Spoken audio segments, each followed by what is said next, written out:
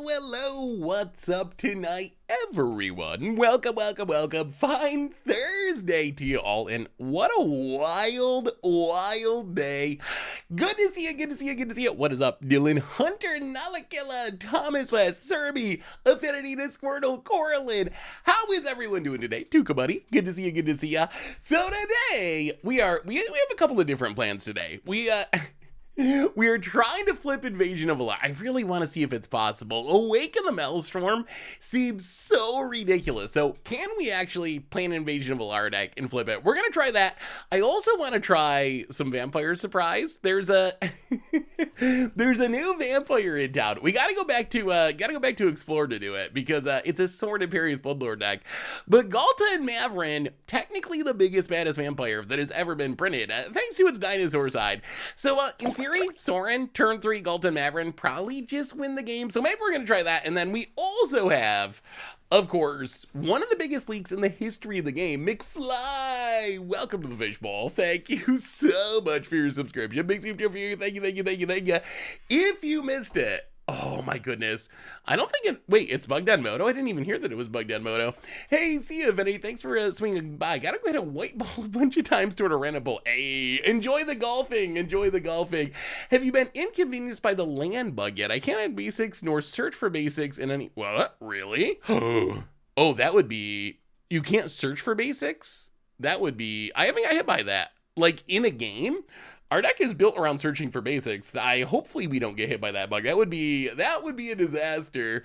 So hopefully everyone is doing well. So yeah, okay, today the big news is, woke up this morning, there's some random dude that I've never heard of before with like 2,000 subs on YouTube that's just cracking collector boosters of March of the Machines Aftermath. He's just kind of sitting there and like, yeah, I got back from my honeymoon and got some of these boxes from my friend. I don't even think the set's out yet, so let's crack some boxes. And he seriously just sits down and cracks like the set essentially, like almost the entire set.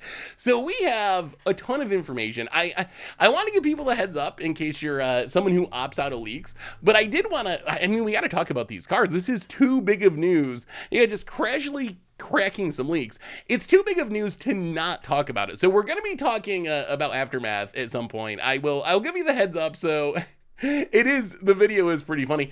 I will say the video made me think there is no possible way I'm buying a box of Aftermath. Like, just seeing the box be opened and knowing that they're selling it for full price and seeing like 6 card packs in like infinite duplications, it seems like I don't know. What was your, if you watch the opening video, did it actually make you more or less excited to open a box of that set or packs of that set? Because for me, I think it kind of killed it for me. I think it kind of like, I'm actually very scared now that the set's going to end up flopping. Like, I'm scared, I guess we can just, do you want to talk about it now or should we play Magic and then talk about it in the middle? What do you think is better for all of you?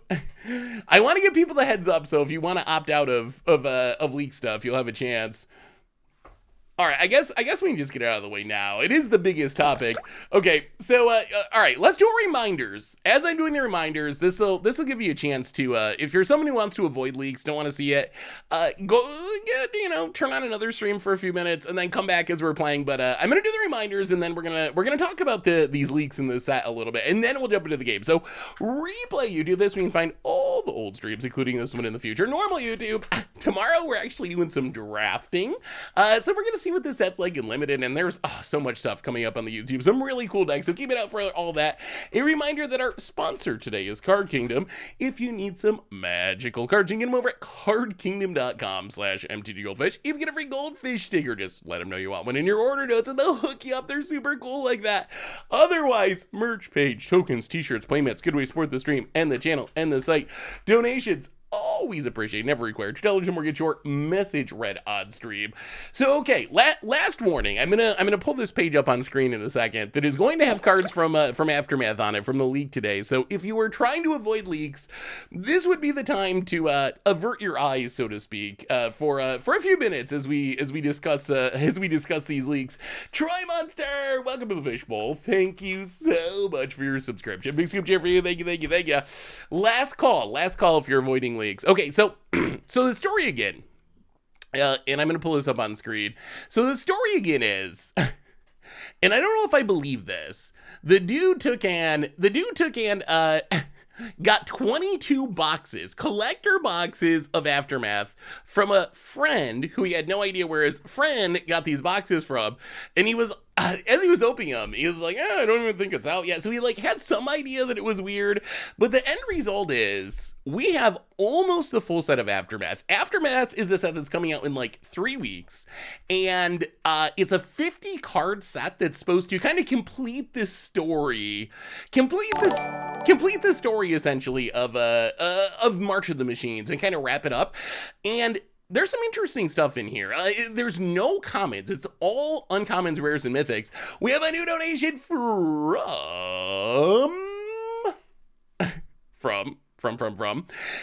T. Kiffledies. Oh my god, that name. $4.20. That's a timely donation. Happy holidays. Only mono green decks today. Playing up the holiday theme. I think I heard 38 of 50. So what we have here, so here's the broad takeaways. So the broad takeaways is we have a lot of returning characters, which makes sense. The most interesting part, I would say, is there's a lot of planeswalkers as legendary creatures. Like we have a legendary creature, Sarkin, and Nissa. We have there's more of them in here too, I believe, that I'm not seeing at the moment. But there's a lot of planeswalkers, or several planeswalkers that are getting legendary creature cards. This has led to speculation. That they're getting rid of planeswalkers. I don't believe it. His friend found it in the landfill. There's no chance, right? There's no chance that they're getting rid of planeswalkers as a creature type. Hey, what's up, Benny? How are you? Good to see you. I don't think there's any chance. Oh, Troy Monster, my apologies. Welcome to the Fishbowl. Thank you for your subscription. Big super cheer for you. Thank you. So we have like some pretty interesting cards. A ton of legendary creatures. So for example, Nissa Resurgent Animus, 3 mana. Legendary creature. It's an elf scout. It's a 3/3. When land ETBs under your control, add 1 mana of any color. So it's a Lotus Cobra, essentially. Except if it's the second time that this ability is resolved, reveal cards from the top of your library to hit an elf or an elemental card. Put it in your hand, the rest on the bottom of your library. So it's an elf that works kind of like an Omnath, almost like a Lotus Cobra that works like an Omnath. Sarkin, kind of sweet. 3 mana 2/4 legendary human shaman. Dragon spells cost 1 less to cast. When a dragon ETBs, you may have Sarkin become a copy of it until end of turn. Samet's also, like, so many of these cards, I don't know if any of these are going to have standard, many of these are going to have standard implications, but they're kind of unique commanders, like Samet. 3 mana, 2/3, first strike, vigilance haste. When a creature you control deals combat damage to a player, if it entered the battlefield this turn, you get to draw a card. So it's a Toski for haste creatures, essentially. Owning to the leaks of the new Elspeth theme cards, are you going to postpone the planned Elspeth tribal deck? We've already done Elspeth tribal before. No battles in the set that we've seen so far, which is weird. It's making me think that battles are not actually going to be a real card type. They might be like tribal card type, where we get them very rarely. So I actually don't know if battles are going to be a regular thing. New Niv is pretty sweet. Niv Mizzet Supreme, 5 mana, 5/5, 1 of each color. Dragon Avatar, flying hexproof from monocolored. Each instant or sorcery card in your graveyard that's exactly 2 colors says Jumpstart. So you flash back all your multicolor cards. Works really well with other Nivs. What do you think of this so far? So we're not going to watch the video. You can find it on YouTube if you want to. Because these packs are so small and the set's so small, the guy opened so many copies of each card. He was opening like 3, 4, 5 copies of a lot of cards. I don't know what to think about this. I don't know if this is like, is this going to do anything to standard? I don't know what the idea of this set is. I'm very, very confused now that I see this set. It looks like like a bunch more Commander legends, which is cool. I like Commander, but it doesn't seem like its focus is really to like shake up standard. This card really interests me. And remember, this was also supposed to be like the set that's going to change Magic. Rebuild the City. I wonder if this is the card that's changing Magic. 5 mana or 6 mana sorcerer. It's a Jund sorcery. Choose a land, create 3 token copies of it. Except there are 3/3 creatures in addition to their other types with Vigilance and Menace. Land tokens is something that's been speculated about forever. It's been something that's really been speculated on for a long time, that maybe this is how Wizards could like get rid of fetch lands and add ramp that doesn't require shuffling. So it's interesting to finally see that being implemented. So I'm just actually super confused by this set. Swing for 0. We have a new donation during my paper pre-release on Sunday. My opponent flipped their Invasion of Alara, copied their Itali from the graveyard. They spun into my Monastery Mentor and a 6-mana blue creature. Eventually they won by flipping into Flight Steal. That is spectacular. Oh, I haven't seen it flip yet. I haven't seen it flip in practice. I'm really excited to see it flip. So yeah, I mean, so this is what's coming. I don't know. I was really hyped for this set. I was really hyped. And there are some good cards. Like, there's a lot of dinosaurs. Tranquil Frillbrack actually seems really good. 3 mana, 3/3. ETBs, you can pay green up to 3 times. For each time you do, you can destroy an artifact or enchantment, exile target player's graveyard, gain 4 life. That seems like a constructed card. Training Grounds is a good reprint. So it's not like there's bad cards. The cards are fine. There's some very interesting, good commander cards. I'm just not sure, like, who this set is for. It's not what I expected. I expected, like, I don't know. Like, this is supposed to be wrapping up the story of March of the Machines, and I'm confused at how that's doing that. I'm confused at the flavor. I'm confused at the small packs. I like the cards. I'm excited for new cards. Some of them, like Nashi, seems very powerful. 3 mana, 3/4, Menace Ward 1.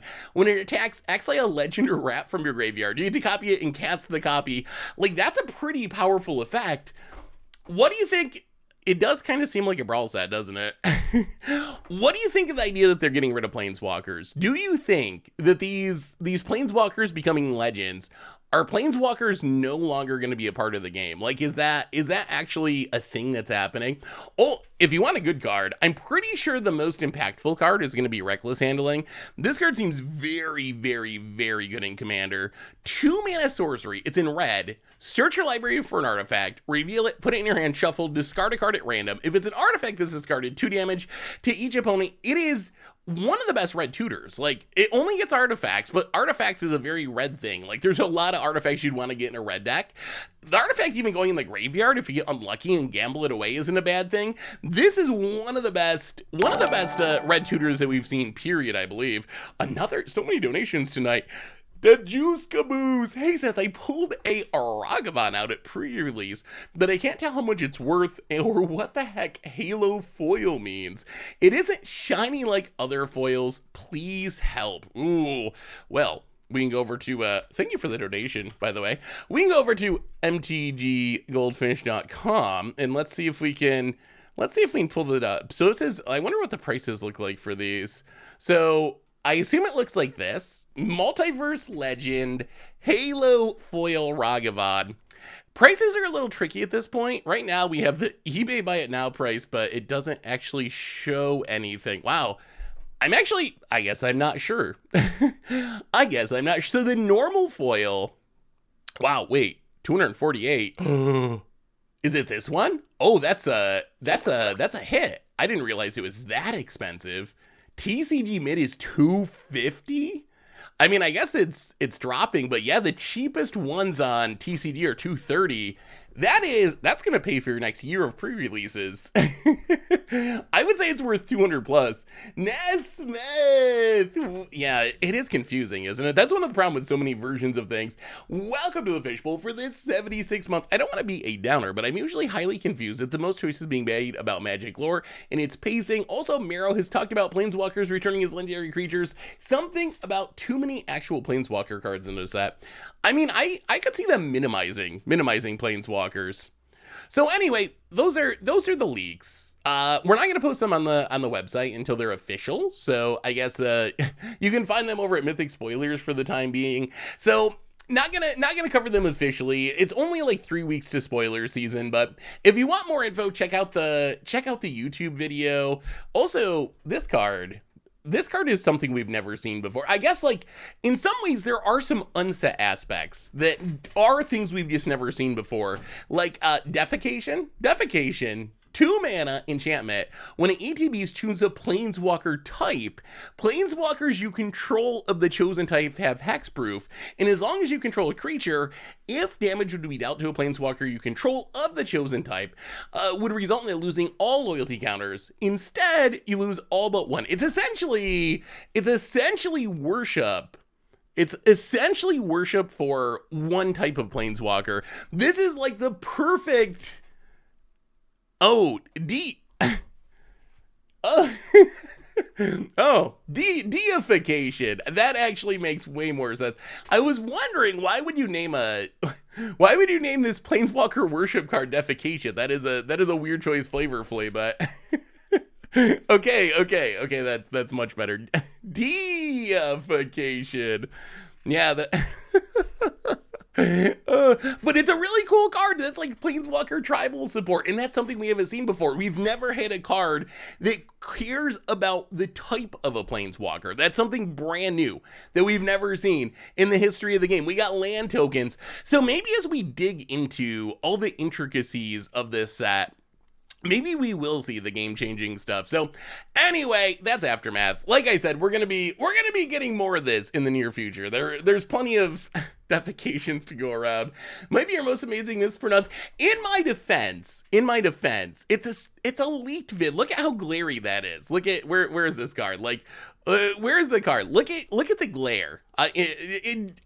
It's not just me being bad at reading. The glare is like right across the name if I can find it again. But it's hard. Look how glary that is. That is not a great picture. So so different types of Planeswalkers. So if you look at like an Elspeth has the Planeswalker type Elspeth. This has never mattered. Well, okay, so this did matter a long time ago. See how it says Planeswalker Elspeth? The original Planeswalker rule is you could only ever have one Planeswalker with the type Elspeth on the battlefield. So you couldn't have Elspeth Knight Errant and another Elspeth on the battlefield. That wouldn't be, they would legend rule each other, essentially, or Planeswalker uniqueness rule each other. But then they got rid of that rule, and that's what created the possibility of Planeswalker tribal decks. That's why we started doing Planeswalker tribal, as they changed the rule. So now you could just not have, now the Planeswalkers were just legendary, so you couldn't have more than one with the same exact name. This card, Deification, so if you're playing multiple Elspeths, this will protect all of your Elspeths, every Planeswalker with the Elspeth type there. Will this set be in Standard? Yes, it is Standard legal, it's Modern legal, it's Commander legal, it's coming to Magic Arena, so it is going to be everywhere. The weird part about the set is 50 cards. It's only 50 cards, and I will say, like, if you're not avoiding the leak thing, watch the video sometime of the pack opening. I'm very curious what you think, because I came away from it thinking, my goodness, I'm buying singles of this set. Opening a box, it was just the same cards over and over again. So I came away from it feeling like, ugh, I really do not want to crack a box of this set. And now I'm a little bit worried. That the set's going to end up flopping. Because I don't know how people are going to buy boxes of it, because there's so many duplicates because of the small set size. You should always buy singles anyway. That is good advice. So I'm worried the set's going to flop. I really want this set to succeed. I love the mini set idea. I think this is how you can keep Standard fresher. Like, maybe you can't take and do more sets a year or more rotations a year, because people get upset about that. But what you could potentially do is, when there's a long gap, like we were talking last stream about how rotation doesn't come until September and there's not another set from now until September, what you can potentially do is release a little mini set in between. But if this set flops, then I don't think they'll do another one. So I really hope this set succeeds, but now I'm scared that it won't. But anyway, we can talk more about it as we go along. Brawl decks were a disaster. The mini sets are never going to be anything but standard legal commander bait. I mean, Halfwing, I think you're kind of right. Like, if you look at this, it does look very Brawl / Commander focused. Like, I was trying to figure out, like, what of these cards will be good in Standard? And it's a pile of Legends, which isn't a deal breaker. I could see an argument, like, maybe in a tribal deck, Nissa could actually be good. In some 5-color pile, maybe Niv would be okay. Kind of like a worse version of old Niv, but synergizes with it. There are some good lords. We didn't really talk about, I guess maybe we were just focused on the very commandery cards, but there are some very, very good lords somewhere in this set. There's like multiple human payoffs. This card, Markov Baron, 3-mana 2/2, lifelink vampire lord with Convoke and Madness 3. That's actually like a pretty legit constructed card. I think that could be a card that could actually see play in constructed formats. There's also like a 2-mana humans get +1/+0 and ward 2/2, which seems like kind of a constructed card. So there are some constructed cards mixed in, the dinosaur with like multi-kicker or whatever. This card's actually kind of interesting too. I don't know if this card's going to be good, but Good Lord can add a lot of counters. Undercity Upheaval, 3-mana sorcery, distribute X +1/+1 counters among any number of target creatures you control, where X is the number of creatures in your graveyard. Creatures you control gain vigilance. This seems like it should be one of the best pump spells of all time if you actually get to that point of having a full graveyard. So there's some constructed stuff in here, but I agree it seems mostly like a Brawl set / Standard set. Yeah, Scavenger seems pretty interesting as well. Boy, it's hard to find cards on here. All these glary pictures blend together. Urborg Scavengers, 3-mana 2/2. When it ETBs X or attacks, exile a card from a graveyard, put a +1/+1 counter on it, and then it's kind of like a Soul Flare. It gains the abilities of the stuff that you exile. So if you exile a Double Striker, it gets Double Strike, Flying, etc., etc., etc. So there are some really cool designs in here, but it'll be interesting to see how this all shakes out. Anyway, let's play some actual Magic. Let's flip an Invasion of Alara, maybe. Heyo, Seth. Just made a Jeskai Knight deck with the new goodies from March of the Machine. It's been playing some games and Explore with it. Worked very well. Ooh, is there a Circle of Loyalty? That is the one and only question. Let's see. Oh, no. Ambercleave. Didn't you watch the top 10 video for Throne of Eldraine? Circle of Loyalty. That's the member of this cycle that's going to change everything. That looks sweet. Knight's actually got a lot of new support. Marshall is Alpha is a big deal. Invasion of New Phyrexia, really good. That looks super fun, Stu. I like it. Well, let's see if we'd actually flip this invasion. Hey, Seth, would you build / play around an appropriately custom enchantment that read, at the beginning of each opponent's upkeep, you get an upkeep step. No untap or draw step. Ooh, yes, I would. Like, if it was not priced at like 8 mana or something ridiculously janky, that would be really fun to build around. Hey, Seth and Jet, with the new human flip cards, can we finally see Moonmist Against Odds revised from Flipwalker Fiasco? What we gotta do, new Praetors, Moonmist, a way to turn all of our creatures into humans, flip them all. I think there's a way check out the daily deals. Okay, well, we'll go to the store, and now we're playing Magic. We're gonna play Magic. Let's see what the daily deals are. Wizards is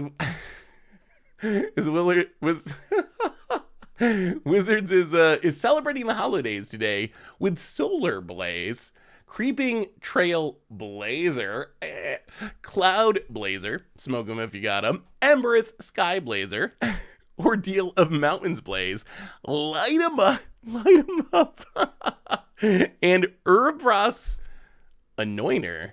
Huh? I'm missing the joke here. I think I'm missing the joke. What is the joke of Urbras Anointer? Are there lands too? Sunstreak Phoenix, Ox of a... What? Would they just give up halfway through? It's a bog. Oh, is it an art joke? Oh, wait, they're four tubes. You know what? If Rizzers really wanted to celebrate the holidays, they would print a 420. Couldn't we have a 420? That wouldn't be over. If they can clear it, that's got to be the next Yargle. That would be the ultimate meme card. Like Yargle in Stormcrow. like a 5-mana 4/20. I get it. It's a power of toughness joke. Well done, Watsy. Well done. Is there a 6? Is there a 6/9? I don't know if there is a 6/9 creature. Oh, in the same set. This is now we're entering the world of unsets. Go back to Innistrad for the Tree of Good Vibes. All right. So what are we doing? We're flipping Invasion of Alara. I mentioned the other day, I'm hyped about Top Fury Stopper into Invasion of Zendikar. It's a really strong ramp package. So the plan of our deck is simple. In the early game, we ramp, and then we also ramp, and then we got Courier Briefcase to ramp and draw his cards. We're trying to get to Invasion of Alara. When it ETBs, we get to play some stuff for free Cascade style, and then hopefully we can attack it and flip it. And then if we ever flip this, my God, you get to draw 2 cards, put an artifact card, like a Portal to Phyrexia, into play from your hand for free. You get to create a token of a copy of a permanent you control. Distribute 3+1/+1 counters among 1, 2, or 3 creatures you control, and destroy target permanent opponent controls. It is... Is this the wordiest Magic card of all time? It might be the wordiest Magic card of all time, but we want to get all the words. We want to get the front side words and the back side words. And then, of course, since we're ramping a lot, we got a Tally, because a Tally is sweet and it can spin an Invasion. We got Portal to Phyrexia to put into play with Invasion. So let's try it. Let's try it and see if we can get there. You flipped it in draft. 7 loyalty counters seems like a lot in draft. We have another new donation. From Tiki Flips. Man, I cannot say that name. $4.19 says a penny for your thoughts. Well done. Thank you so much for the donation. Wait, what's the 6/9 in Magic? Atomic Fruit. Welcome to the Fishbowl. Thank you so much for your subscription. Oops. Big subscription for you. Thank you. I feel like Last Stand gets better with all the Triomes and Shocklands. When you have lands that can be 3 types, you can really power it up. Okay, so Scab Goliath, meme number... Ooh, we got Invasion of Zendikar. All right, we'll try it. We don't have a payoff, but that's fine. Bumper Coast! Welcome to the Fishbowl. Thank you so much for your subscription. Big scoop for you. Thank you. Oh, yeah, I guess Last Stand is pretty wordy, too. That's like old school wordy. Wordy when cards didn't used to be so wordy. Even, like, they even managed to make the one vanilla creature in Standard, Yargle and Multani, into, like, a wall of flavor text. Have you played Limited? The power level is absolutely wild. I've done a draft. It does seem very powerful. The Multiverse Legends really amp up the power, I think. Invasion of Alara. Wait, white, green, red, black. Oh my God, we can do it. Oh my goodness. Okay, we're gonna pass. Actually, do we crack the beat? We could. All right, we're gonna pass and kill something. Next turn, we're gonna Invasion of Alara, and good things are gonna happen. Opponent flips their Saga, or things are gonna happen. I don't know if they're gonna be good things. We'll see. Hopefully they're good things. Opponent Mountain and Invasion of Tarkir. Okay. Gonna shoot down our dork. Yup. And opponent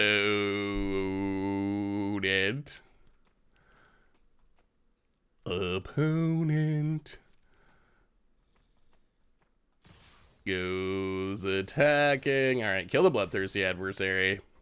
Don't want that flipping yet. Ooh, Moonveil Regent. Maybe we'll have to add a Moonveil Regent. Let me read Moonveil Regent. I remember people being hyped for that card, but then it never did anything. Ooh, down to 1. Well. Okay, white, black, red, green, blue. I mean, we're gonna spin it to win it. And see what happens. Invasion of Alara. Card number 1. Okay. Wait, is this even good? We put all of our removal to the bottom. Oh, they're gonna flip that dragon thing. What do we do about that? Well, okay, Invasion of Zendikar. For free. Courier's Briefcase to hand. Grab some more lands. Okay, that was fine. That was okay. that was good, I guess. Although I don't like that our opponent's about to flip this. How do we flip our How do we flip our invasion though? That's the issue. Kenra spell spear. About it. You made Croxa work. Ooh. Well, I mean, oh, new Croxa? What did you build around new Croxa? I was gonna say, wait, Croxa's already good. I just emailed you an Invasion of Alara draft deck from yesterday. Ooh. Invasion of Alara does seem like it should be pretty sweet in draft. Let's see what Invasion of Alara looks like in draft. That looks like a nice five color pile. There's a lot of rares in there. My God. Thalia, Invasion, Glissa, Ghalta and Mavren. How'd the draft go? Was it successful?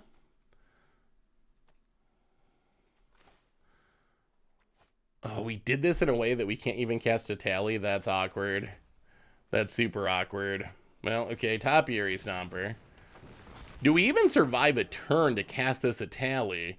Get a mountain. I guess we should have gotten a mountain last turn. Invasion of Zendikar, Forest and Island. I mean, we got all the lands in the world. We get to cast in a tally, but will it even be enough? Is it even going to be close to enough? About it.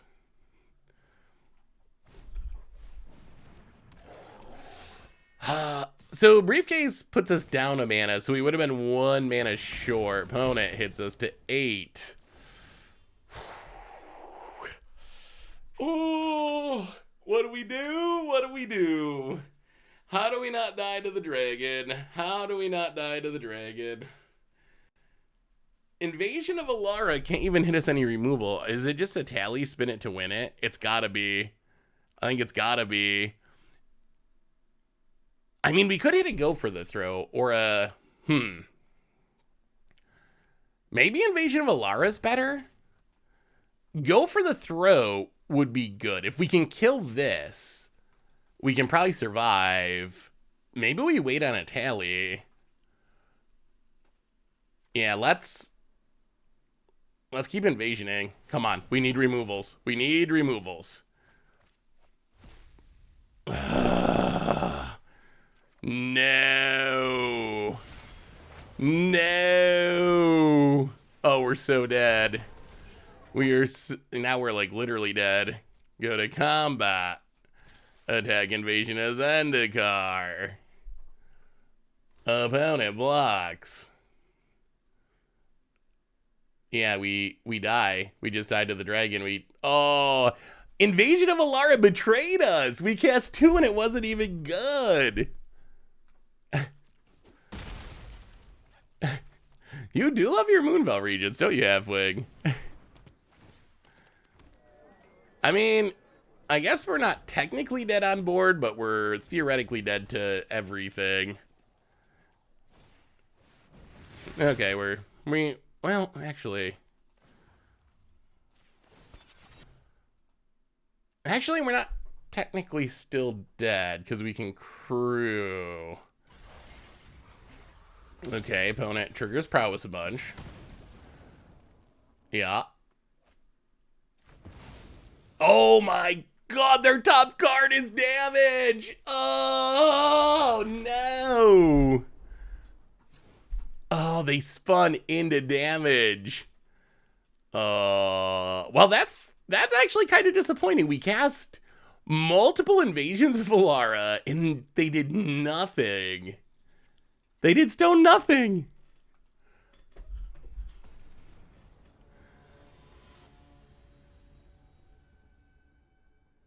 Yeah, we talked about, I mean, if you got any questions about it, or anything you want to talk about in specific, but yeah, we did. That was the first thing we did is go over the leaks. That's a pretty bomby deck, swing for 0. Omnath with Invasion of Alara. How has Omnath been? Omnath to me reads like it's really bad, but maybe it plays better than it looks. Yeah. I wonder if we should we be trying to play more like specific hits to spin into? I mean, we could. We mostly spin into ramp. Battles feel perfect for a future multiplayer EDH variant where instead of batching players, we attack and block battles. That could be interesting. I could see people liking that. Well, let's do a little stomping. Oh man, this mana. Black. So red, black, green. So we need white and blue. Let's take blue. We have white in hand, so get blue. Pass the turn. So Seth, this is my deck. All the white planeswalkers and 4 copies of Farewell. I think I've seen people playing that actual deck.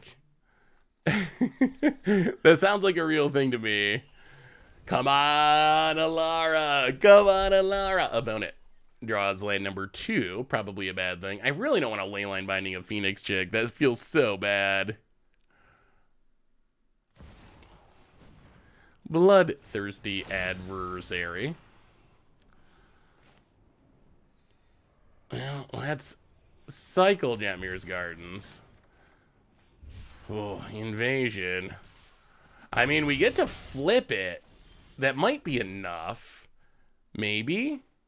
Okay, so invasion. Here's the synergy. Invasion of Zendikar. Get it. Grab a plains. Grab a mountain. All the land types. Play the land. Go to combat. Hit the invasion of Zendikar. Oh, we could cast a portal to Phyrexia next turn. We just need to draw something big. We need to draw something big.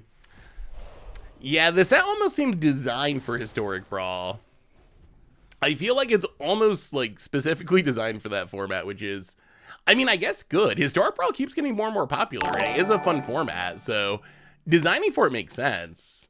I don't know, what do you think now that you've seen some cards? Like, I don't know if anyone knew what to expect, but is it what you were hoping for and expecting? Opponent gonna ping us.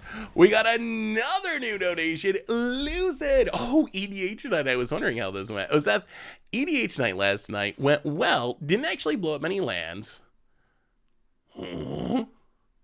Not attacking. What is this? Okay. Oh, but if we draw invasion, we can flip it. You know what? I think we leyline binding. I think we just leyline binding. Because we're going to draw invasion here. The Phoenix chicks can't block. We're gonna top deck it. We're going to top deck it. We're going to flip it. And it is going to be the greatest thing in the history of Standard. Get rid of the adversary. Okay, play with fire our face. Sure.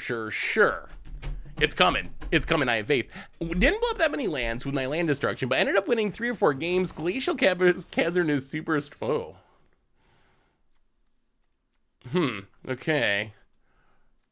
New plan? New plan. Oh, we just have to cast it, right? I guess we just have to do it. I really want... This would be our turn that we could flip it, though. We're guaranteed to flip, but all right. Portal to Phyrexia. Boo. Dragon Blue Knights. How are you? Good to see you. Portal ya. Attack ya.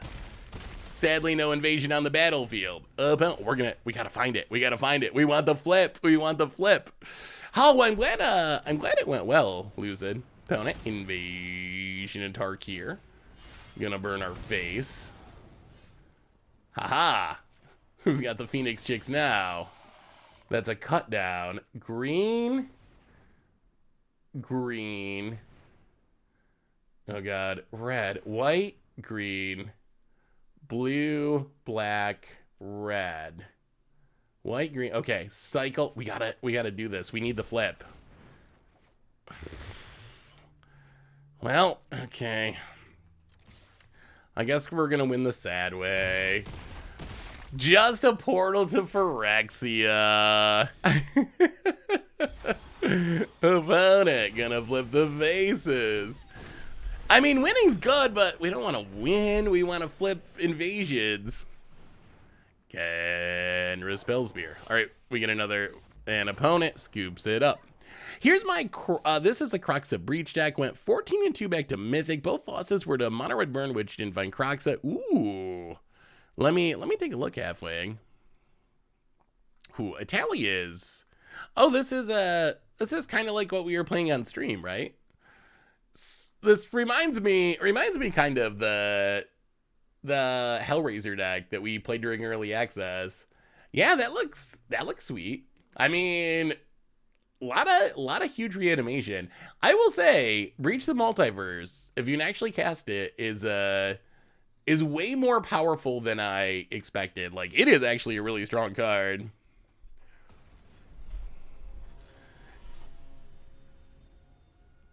Now that some CL and Precon Legends made it to Arena, do you think they might start adding Brawl Anthology sets to trickle Commander staples onto Arena?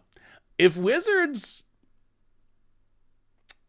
was wise, and I'm not sure that they are, here's what they would do. They would take the man hours or whatever work hours that are being spent to design and program alchemy cards that very few people actually care about, and they would put those people to work. So every set, rather than having an alchemy supplemental set that just brings out complaints, that would be a brawl focused / historic focused reprint set that was adding cool legends for historic brawl, adding some spicy stuff like we saw Grizzlebrand and Snapcaster, cards like that you play in historic or explore. I guess I don't have access to the numbers, so what do I know? Maybe alchemy is making Wizards a ton of money and we just can't see it from the outside, but wouldn't that be hugely successful? I feel like that would be very successful, and I would buy it a lot. I think a lot of people would buy it, and I think it would be like widely loved by the community rather than constantly being trashed on by the community. To me, that seems like a really obvious, easy win for Wizards. So I don't know if they'll ever do it. Probably not for whatever weird reason, but yeah, a lot of people would. People love historic brawl.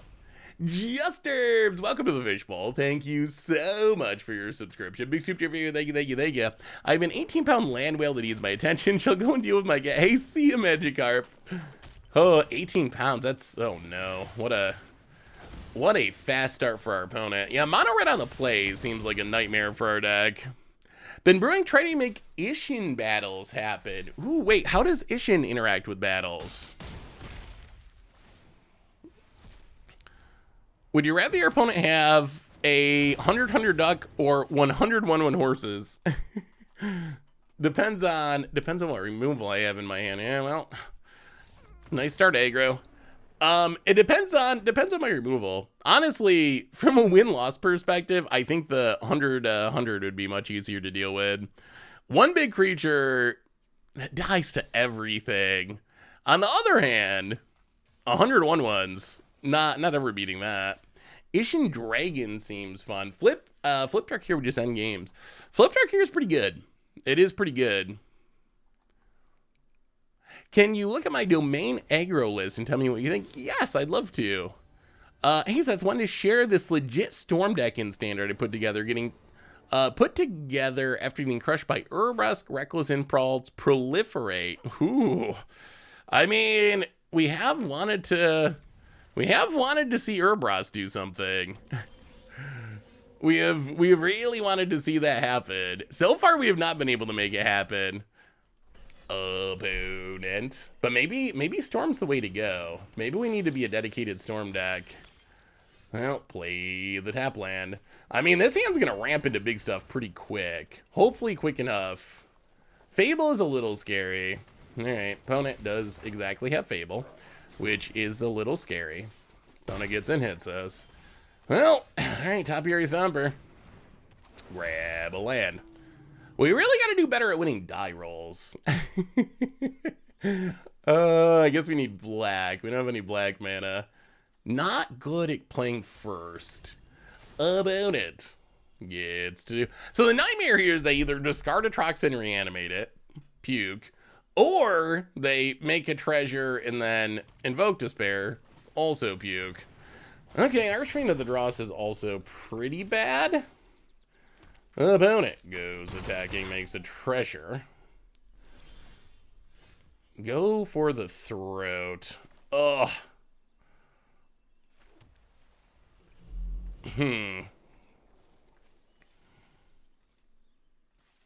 Are we just dead? Archfiend of the Dross. That's a big boy. That's a big boy.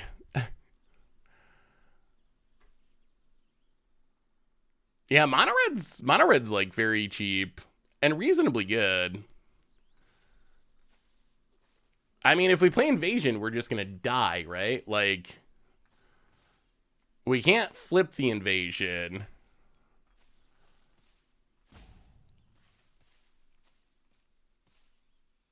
I feel like we just die if we do this. Oh. If we had one more mana and could kill the Archfiend to draw us, we'd be in fine shape. We can kill the Archfiend and the... Alright, whatever. I mean, I don't think it matters what we do. I think we're gonna die. Did you hear about the new bug? Daily quests aren't running out. Really? I had not heard about that. Alright, opponent.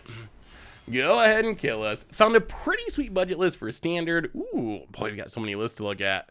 All right, wait until we die here. Now we'll look at all these lists. Opponent removes a counter, flips their saga. Yeah, looks like we're gonna be just a little too slow to the curve out. Yeah.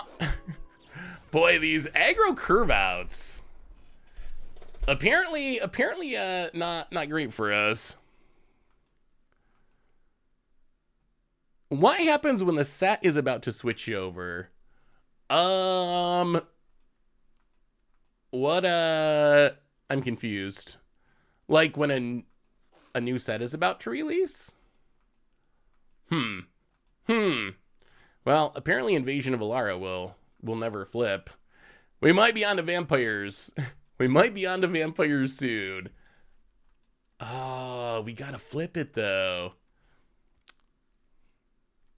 Invasion of Keelim seems like an easy pick for constructed card. It seems easy to flip in... Really? What is this card? Invasion of Keelim.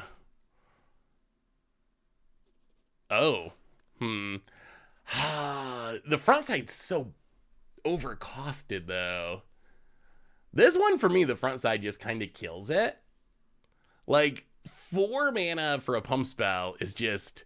I think we have the same thing as like an instant for like 2 mana or something. So that's the instant speed. So that's kind of the part that makes me question if it'll actually be good enough. The backside's actually like, if you flip the 2 3/2s, that's not bad value if they start growing. I don't know, maybe there could be a deck that could do it. I wish this cost like 3 or 2, like some lesser amount of mana. It's just, it's asking a lot. It's asking a lot.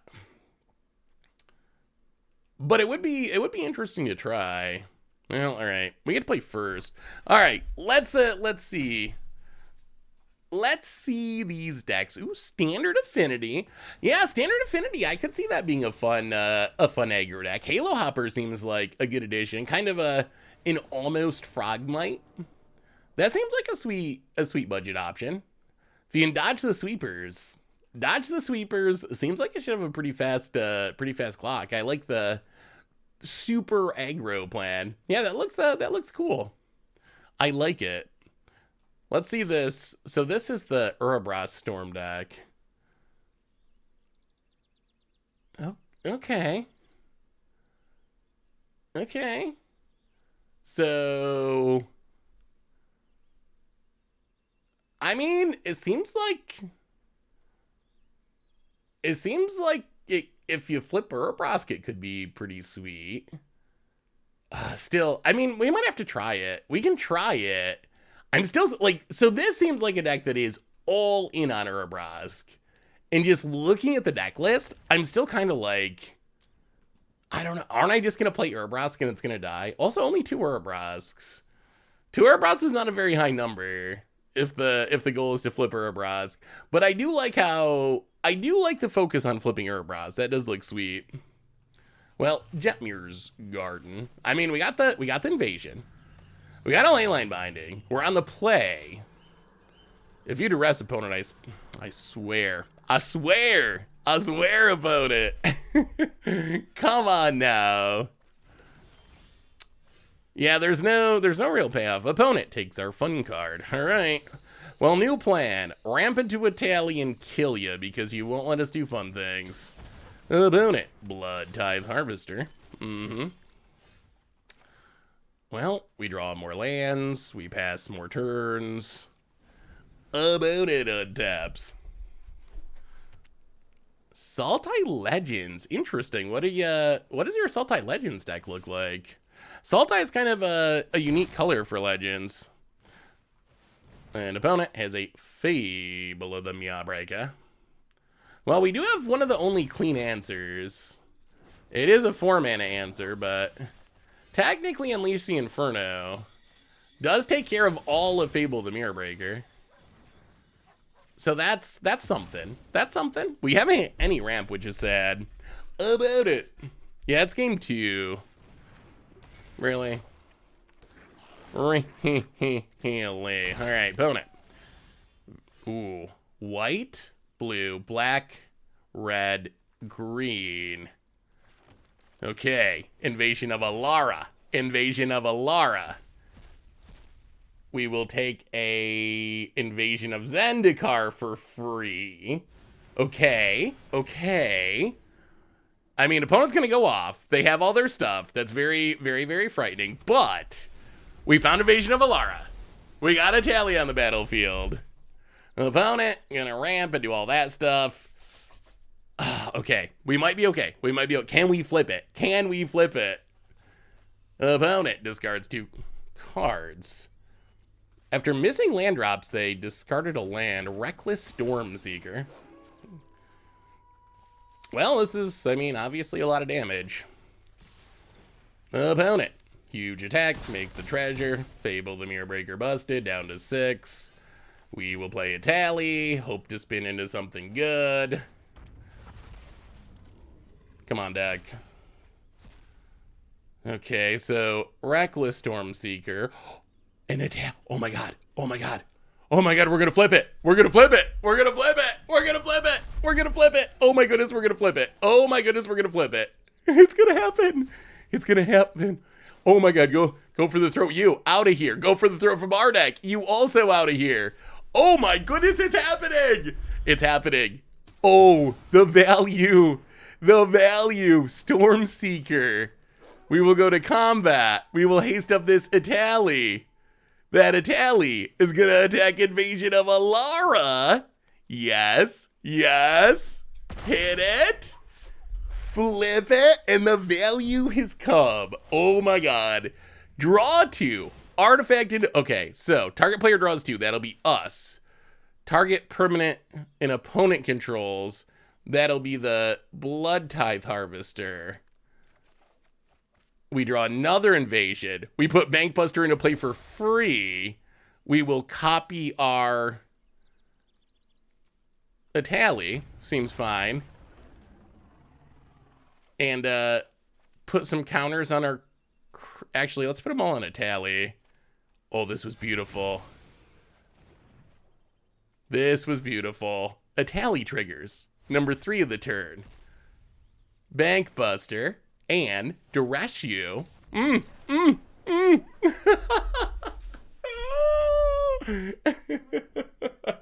what's up, Mirage? How are you? Welcome to the stream. Wait, you used to watch the YouTube videos. What did I do to make you stop watching? Was it the voice? Oh, that was a turn. That was a turn. The only thing that would have made it better is if we had a Moonville region on the battlefield as we were doing that. Actually, no. Would that have made it better? I don't even know if that would have made it better, but that was a turn. I mean, yeah. We got lucky to hit that Stormseeker. The Stormseeker for haste was key. Well, welcome to the stream, Mirage. Good to have you. I used to watch videos, then Seth called a card that was an easy mistake to make. Come on now. Come on now. You were thinking it at least. Like you had to see it. Yeah, let's run it back. Do you want to what do you think of the Urbra Storm list someone shared? Do you want to try the Urbra Storm list? What do you think, Chat? Give me your vote. Give me your vote in the chat. Like, is this something you're interested in seeing? Enough to like change plans. I mean, vampires is still on the list. It's still on the list. We will get to it for sure. Ooh. Oh, no green mana. We have so much green mana. We're going to draw green mana, right? We're going to draw green mana. Are we going to draw green mana? All right, we'll mulligan. We won't be that greedy. All right, we'll keep this. Huh. So we got to assume we're getting Duressed. We kind of want all these cards. The max greed mode is to put the go for the throat to the bottom. I mean, we're going to lose to Fable anyway, right? Since we're on the draw. So maybe, you know what? Yeah, max greed. Max greed. Max greed. Xander's Lounge, go. Fable when you're on the draw is so brutal. Oh, I will be happy when that card rotates. It's not a card that I like think is worth, like, it's really strong. I don't really think it, there's the duress. I don't really think it's worth complaining about because I like that the best card in standard is kind of a fair mid-range card. I think that's a good place to be for the best card in standards, is for it to be a fair mid-range card. But it is like, if they play Fable here, how do we possibly beat it? It's just like so over the top opponent. Bloodthirsty adversary. Interesting. Well, Courier's Briefcase. Make a 1/1. Keep playing our Triomes. I mean, technically we're a untapped land away from Invasion of Alara. That is a thing that could happen. That is possible. Opponent plays a land, goes to combat attacks. We'll take the 2. How about an untapped land? How's about an untapped land, opponent? Spin it to win it, spin it to win it. Who knows what happens? Oh god, Archfiend Dross. Well, that's why you don't put the go for the throat to the bottom. Top Eerie Stomper. Forest. Ravines Tower. Yeah, Archfiend is a clock and a half. I want a Kiki Never Exist. I hate that card even more than an Unchecked Chariot. It's like 3 mana Chariot. Ooh, when is Fable? Ooh, what was the next best card before Fable? That's a good question. Is it the best card since Uro? It might be. I mean, the 5-color battle though doesn't stop us from losing to a 6/6 flyer. That's a problem. Like, we're just straight up losing to the 6/6 flyer. Oh god almighty. Yeah, we're literally dead. Like, we can cast Invasion, it just doesn't do anything.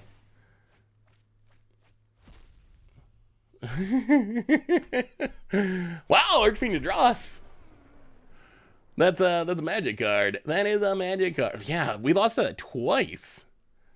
Yeah, I mean, who's gonna beat it? Fable better than Uro? No. That's not better than Uro, is it? No. Actually, you have me thinking about it now. Is it? It can't be better than Uro. Well, I don't think it's better than Uro, but I think it's closer than I thought at first. I think it's actually kind of close. Free Jazz! I think the reason that I don't think it's stronger than Uro is, oh goodness. Oh, goodness. The reason I don't think it's stronger than Uro is Uro has done much more in older formats. Like, Fable in older formats is good, but it's good in a healthy way. Like, in modern, Fable's fine. Like, it's a good card, but it's fine.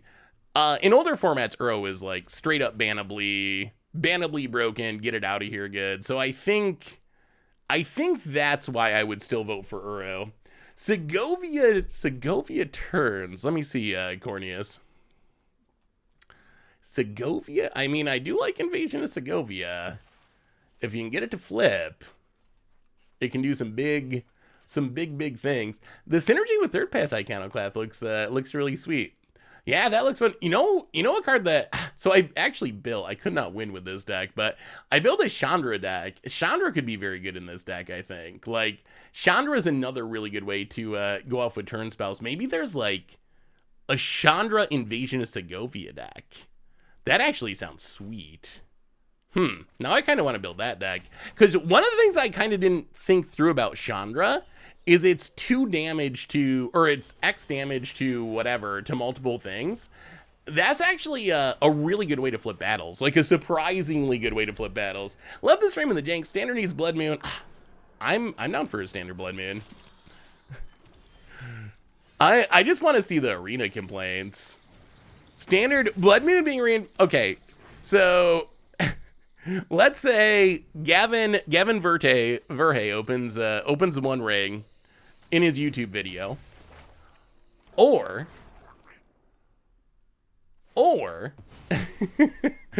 Wizards Prince Blood Moon into standard.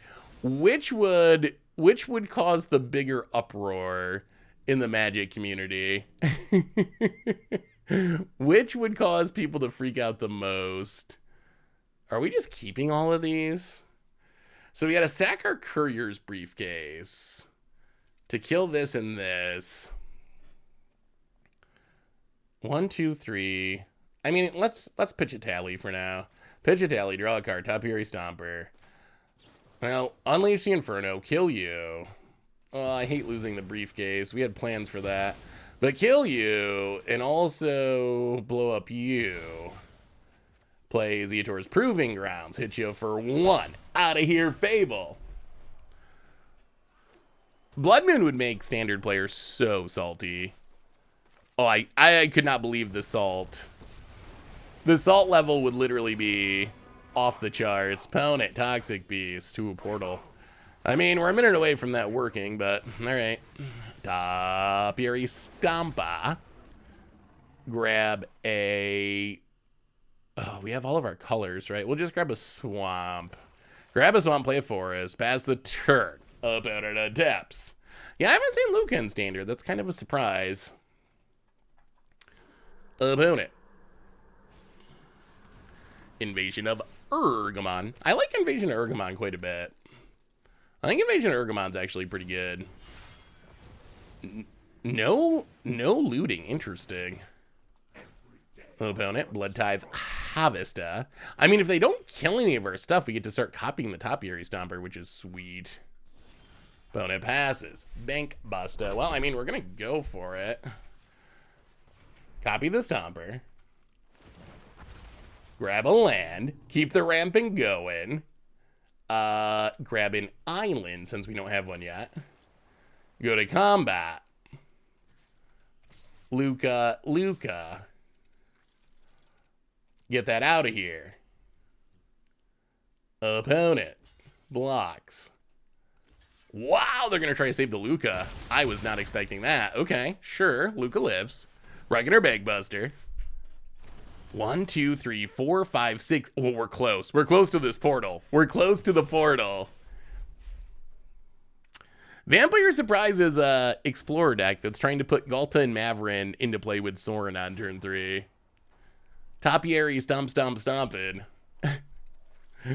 Oh, Blood Moon, Panharmonicon, Cloudblazer. That's timely. Smoke them if you got about it. A dally. Spins into Sunfall. I don't know if they want to cast Sunfall. Glissa. Well, we'll see if they Sunfall. Cast the Glissa. Are you going to give up your Atali? No. Okay, opponent gets a Glissa. And passes. Well, okay. Bank Buster. We draw a Stomper. And Aspara's Headquarters. Well, play the land. Play the Stomper.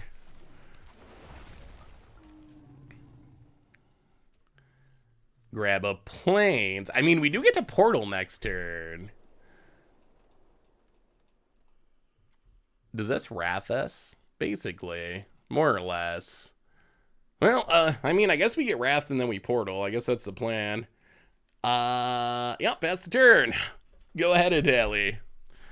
Is Atali one of the sweetest cards from... It's gotta be one of the sweetest cards from March of the Machines.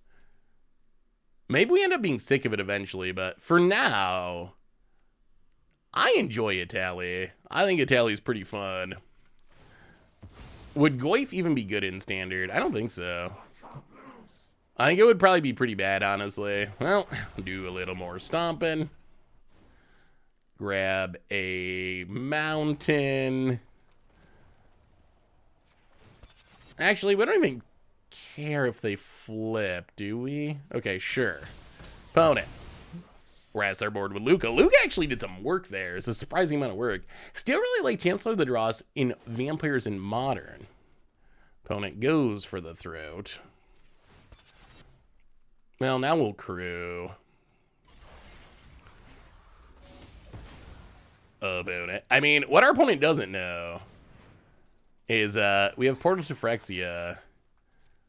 And Portal to Phyrexia is going to make our opponent very sad. Okay. Draw with... Oh, this is the blowout of blowouts. This is the blowout of blowouts. Opponent. Nice board you have there. Would be a shame if it all got sacrificed. And opponent scoops it up. How are we using Alara copying it? I mean, we're mostly casting it and then trying to attack it and flipping it. There's not really a ton of good ways to copy it, are there? What would be our best? Let's say we did want to try to copy it. What would be the best way to try to copy it in Standard? Well, more card draw seems fine. I'll go down a Bank Buster. One of the things I dislike of there's not. We can look at it.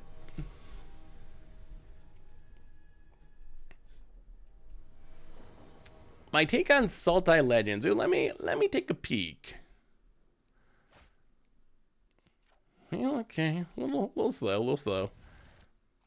Sultai Legends. Ooh, I do think the synergy between Rona and Relic of Legends is pretty interesting. I feel like there might be something there. Oh, that looks unique.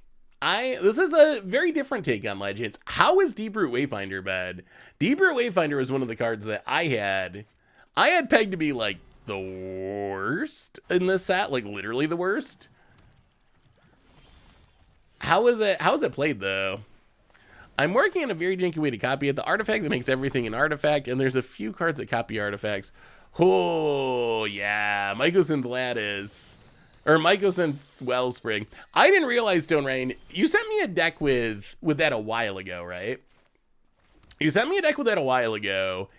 I had a bright idea. I was like, oh, like, because you had a deck where you, like, were trying to donate it to your opponent. Do you remember that? That was you, wasn't it, Stone Rain? I think it was you. You were trying to donate it to your opponent and then play like Red Sun's Twilight. I didn't realize though, it doesn't impact lands. It doesn't impact lands, which is like super disappointing. I was like so sad because I thought I could like do it and then blow up my opponent's lands and it was gonna be awesome, but that just like straight up doesn't work. It's like super hard mode. I was surprised at what hard mode it was, honestly. Even if you give it to your opponent, you're like trying to blow up their creatures or whatever. Yeah, it is still cool. If you blow up everything, especially if your opponent has a big board and you can get a bunch of copies of it. It would be an instant mana modern if it worked with lands because of Karn. I think that's a Karn problem. I think that's more of a Karn problem than every other cool card problem. I kind of hate Karn. Like, I like Mycos and Lattice. I think Mycos and Lattice is like a perfectly fun, fair, fine card that I enjoy, but it's banned because Karn. Yeah, Karn makes everything sad. Like, even Lattice, before Karn came around, Lattice was like, you gotta put a lot of work into it. It's really janky. I like Karn the character. I don't like static ability Karn as a card. Karn should be banned in the... I would agree. I've been saying Karn should be banned for a long time. Hey, thank you for the cheer, by the way, Elboro TTV. Definitely appreciate it. Thank you. Sure sacked Bankbuster to the Edict. Yeah, I don't know if it really matters, doesn't it? Maybe we should have. Stomper is not a big part of our plans anyway. It's just making us mana. Although we don't have, well, sure. We'll do this. We'll cast an Atali. Do people play Karn in Commander other than Tomer? I know Tomer always plays it. He's always like, oh, gotta get my Coldra piece back. When actually just stack someone out of the game. Yeah, I'm actually shocked. Like, March of the Machine, I assumed that was just straight up an artifact set. Like, that was my expectation. Well, blow up you and blow up you.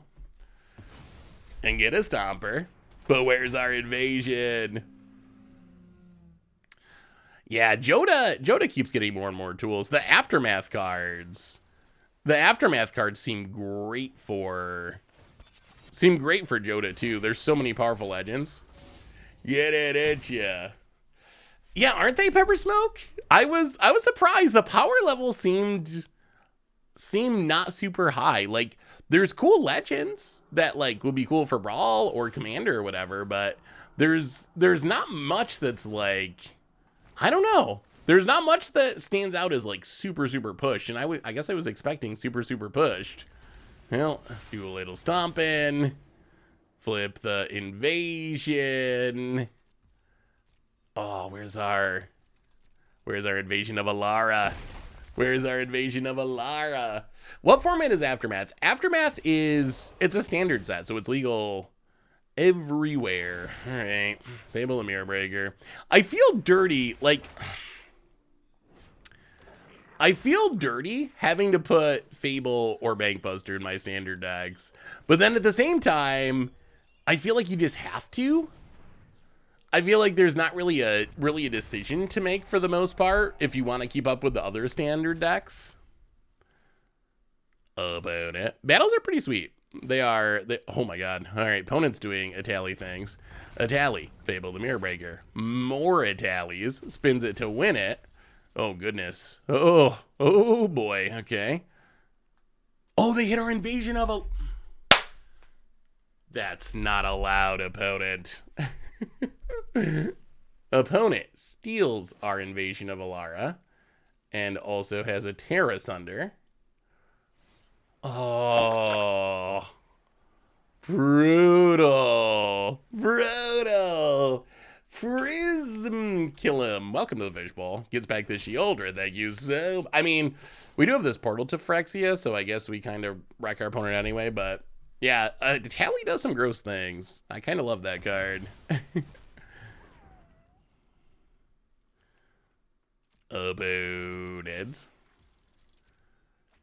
Yeah, there's been so many decks, like, I try to build an against the odds deck, and I try to leave out Fable intentionally, and then you just play against people that have Fable, and you're like, oh my goodness, like, this one card is just winning my opponent this game.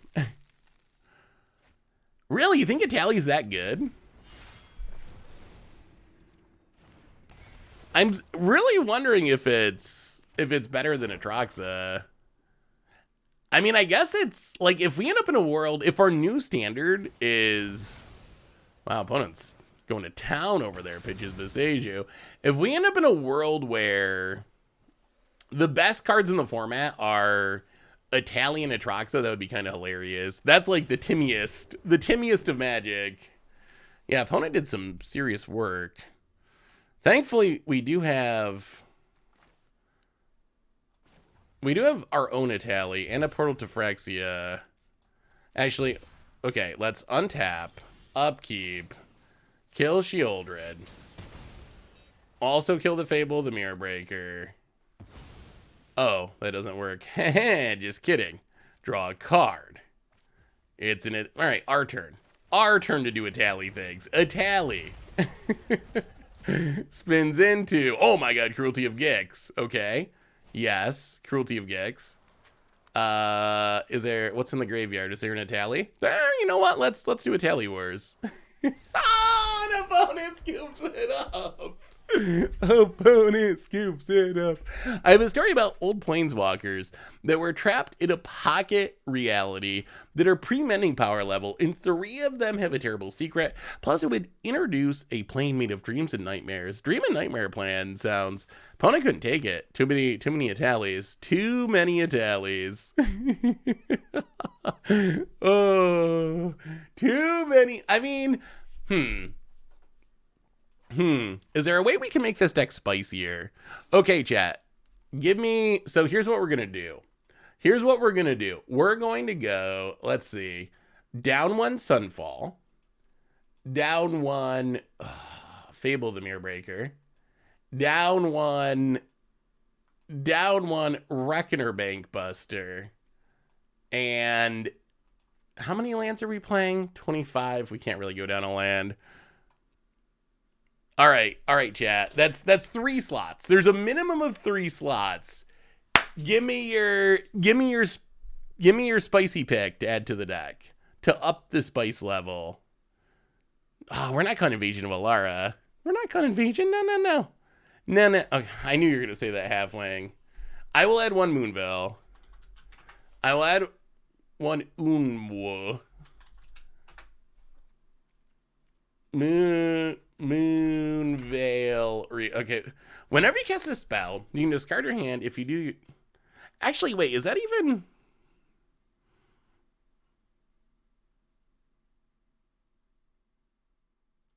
Do we even want that in our deck? I mean, it's... The drawing with Invasion of Alara in specific sounds hilarious. We're not usually that empty-handed, though, are we?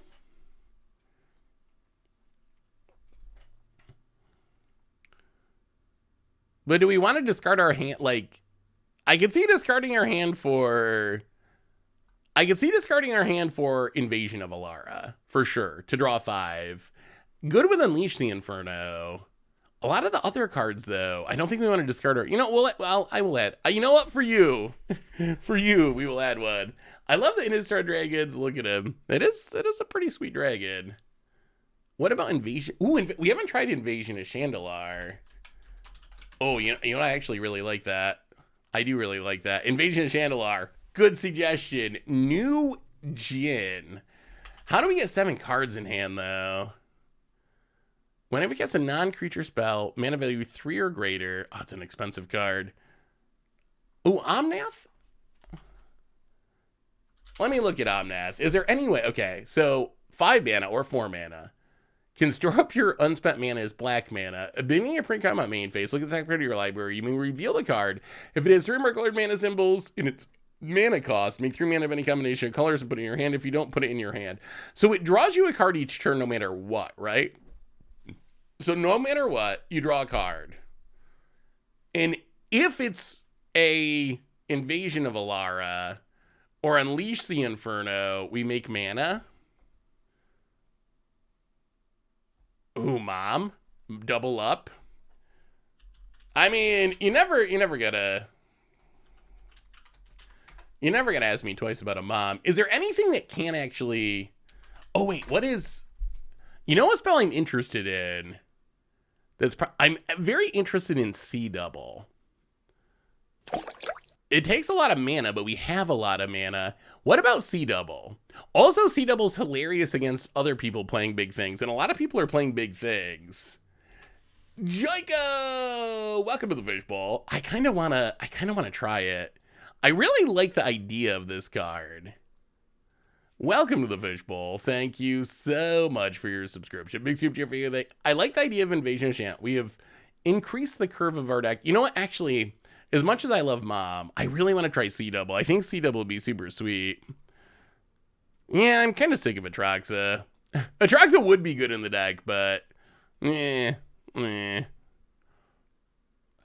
Chandra, yeah, I thought about that. The only thing is we don't really have many other spells. I kind of just want to build a C-Double deck now. I don't know, this card really intrigues me for some reason. Could we build a straight up C-Double deck? Well, let's try it like this. Let's try another game.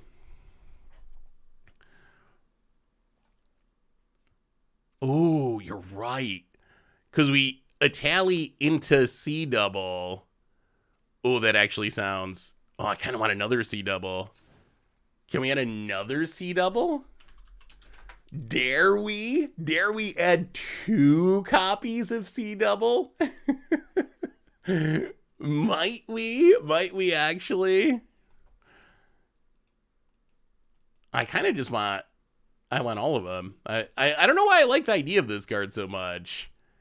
Can't be copied. Copy target spell or create a token that's a copy of target creature. That card just seems really good.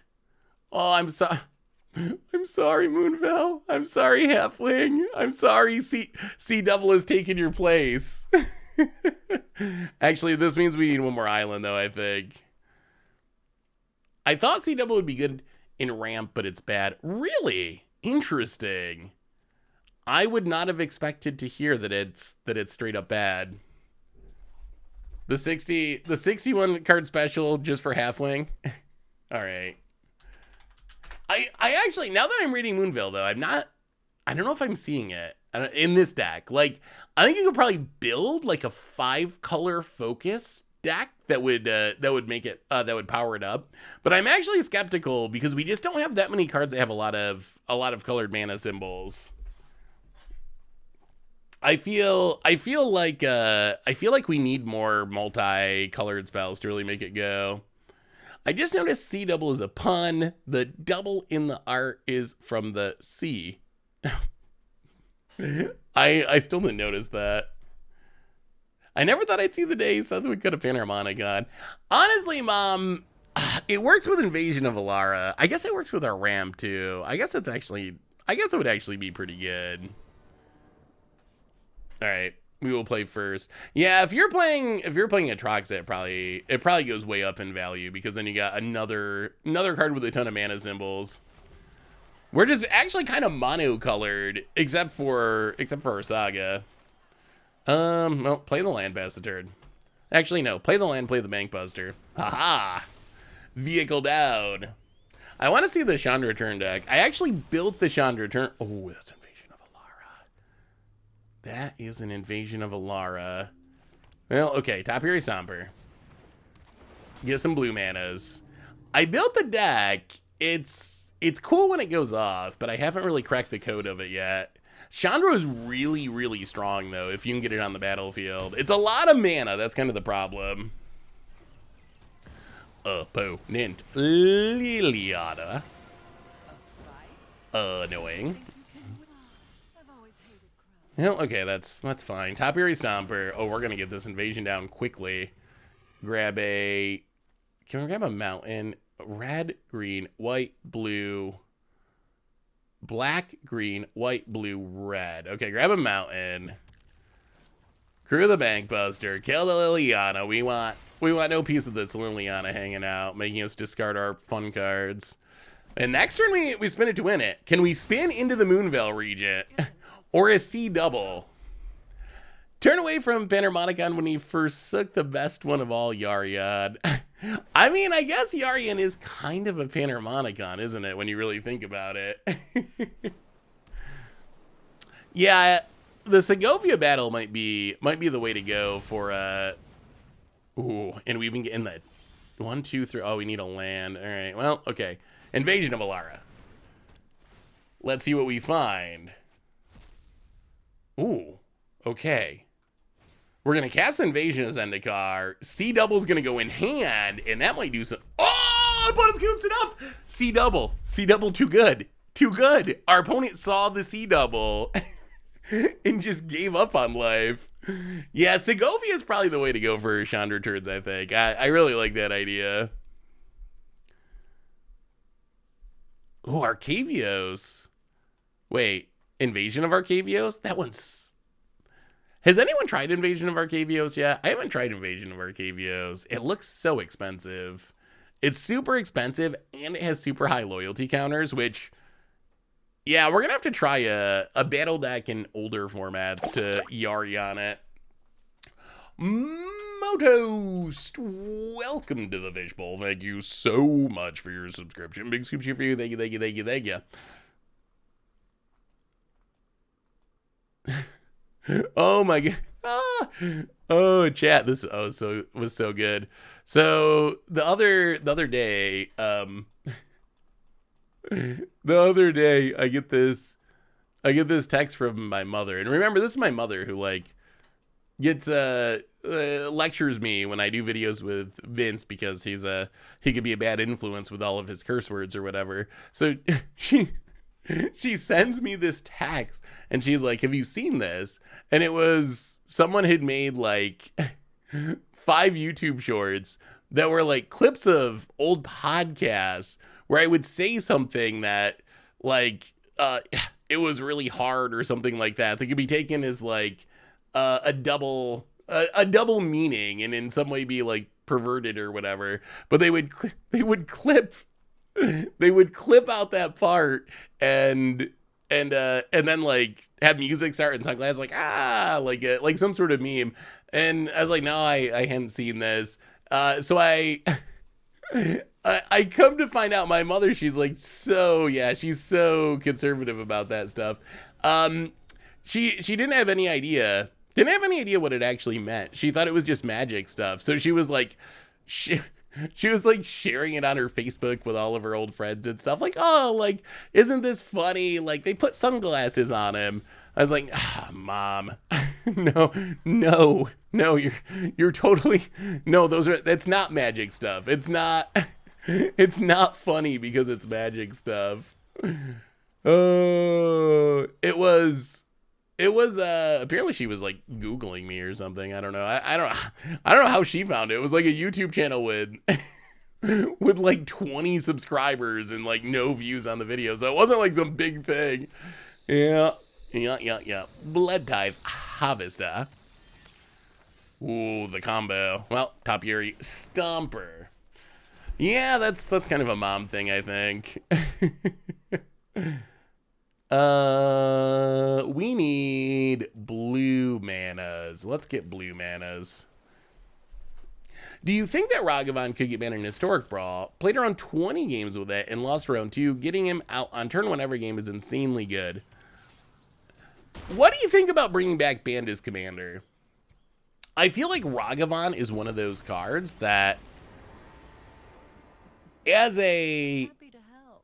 I'm taking the credit. Oh, opponent's not going to see the line. They're not going to expect the... Yes. Oh, opponent. You have made a critical mistake because no one expects the Invasion of Zendikar. Do a little ramping. Grab a land.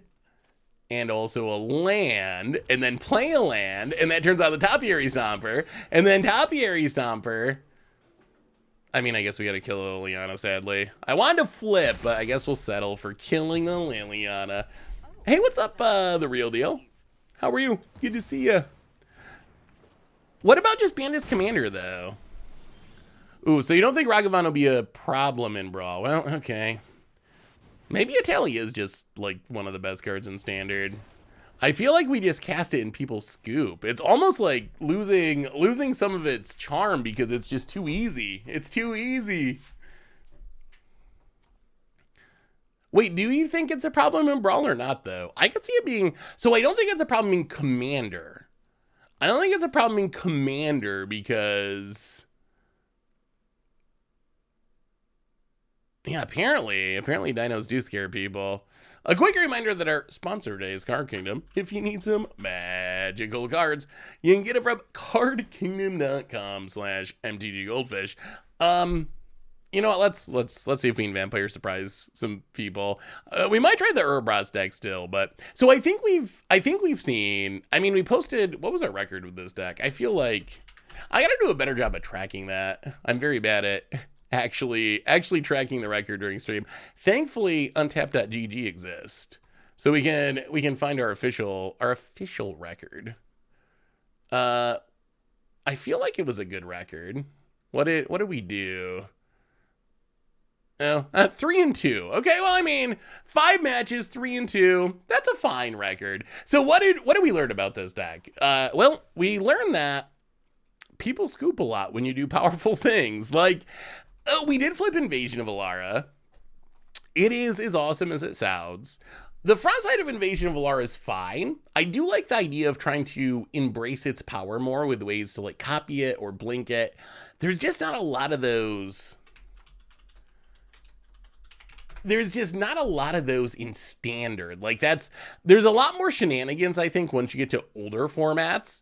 In standard, there's not too many, like, I don't know if there's any blink a permanent effect. So there's no way to just like keep blinking and reusing it. There's no Yarion style effect. C double can potentially copy it on the stack. It's a ton of mana, but there's not a like copy battle. That's because battle's this new unique card type. It doesn't work with a lot of the current clones that we have. I guess if you have something that's like copy any permanent, but a lot of the cards that we have in Magic are like for copying artifacts or enchantments or especially creatures. So it does kind of minimize some of the shenanigans. Once you get to older formats though, you get a lot more options, I would say, for stuff like that. I can imagine a Chandra turn deck with Segovia, Battle, and Explore with Epiphany sounds filthy. Isn't Italy better than... I mean, Italy's busted, yes. Yeah. Invasion of Alara is... I think it's a little memey. Like, if we played this same deck and this was the Cami War, would it be better? Maybe. There's a chance. What about the new Niv from Aftermath? Would that be better? I don't know. There's an argument for it. Regardless, though, Italy is just straight up ridiculously filthy. Like, that card's so good. But let's see if we can jank. So I just want to see if this works. So this deck. Hey, see ya, Lucid. Thanks for hanging out. Hey, what's up, Scrooge? Happy 420 to you. So this deck, it's vampires, but it's trying to put Ghalta and Mavren into play on turn 3. Ghalta and Mavren is ridiculously big. It's a 12/12 trampler. They can potentially make a 12/12 trampler or a bunch of vampires when it attacks. So why is there a Twilight Panther in this deck? 61 card special taken to the next level. So yes, so that's the plan. No one expects, it's not even the right colors. Like no one expects Vampire Ghalta to be coming down to wreck them. Played against Italian Commander right now, ETB is pretty cracked. So wait, what did we decide is? It is a vampire deck with a random dinosaur thrown in.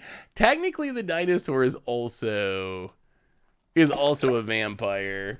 Scrooge, welcome to the Fishbowl for this 7th month. Thank you for your subscription. Big super cheer for you. Thank you. Oh, it doesn't make it for itself? Oh, that's kind of sad. All right, well, it makes a bunch of vampire. I mean, I guess it's a 12/12 trampler. That's hopefully good enough. Oh, I think we keep this. One land, one keep. You can't say no to the one lander. So wait, did we decide that Ragavan's busted or not? In like historic ball. It's not a problem in Commander. It's definitely not a problem in Commander, but in Commander you have opponents going to London. Definitely not a problem in Commander. Wow, opponents at 3. I don't know if I've... Oh, no. I don't know if I've ever seen anyone mulligan to 3. Usually you keep a... Oh, watch us lose to this. This would be worse than losing to Sparky. If we just never draw another land, we could die to the mull to 3. Oh, no. Oh, no. Oh. What if this... Oh, do we even thought seize? It could be like an Adeline, and then we get wrecked if we don't. But it could be another land, and then we get wrecked if we do. All right, we're just gonna pass. We're gonna pass for this turn. How about it? Goes to combat, attacks. Well, we gotta kill that. Can't have that happening. Come on, deck. Another hopeful initiate. Oh, okay, well, they didn't play the land, so we are gonna Thoughtseize. It's a brutal Cathar. Oh no. Oh no. We're gonna let our opponent win on a mull to 3. Another Mutavault. Now we're taking 4. Uh-huh. Oh my god, okay. Okay, that is a land. That is a land. We're not dead. We're not dead. Wow, that was way closer than it should have been. Oh, oh, oh. I thought we were going to let our opponent live the ultimate dream. Dusk Legion Zealot. Draw a card. Oh my goodness, we're almost... All we need is one more land. One more land and it's surprise time.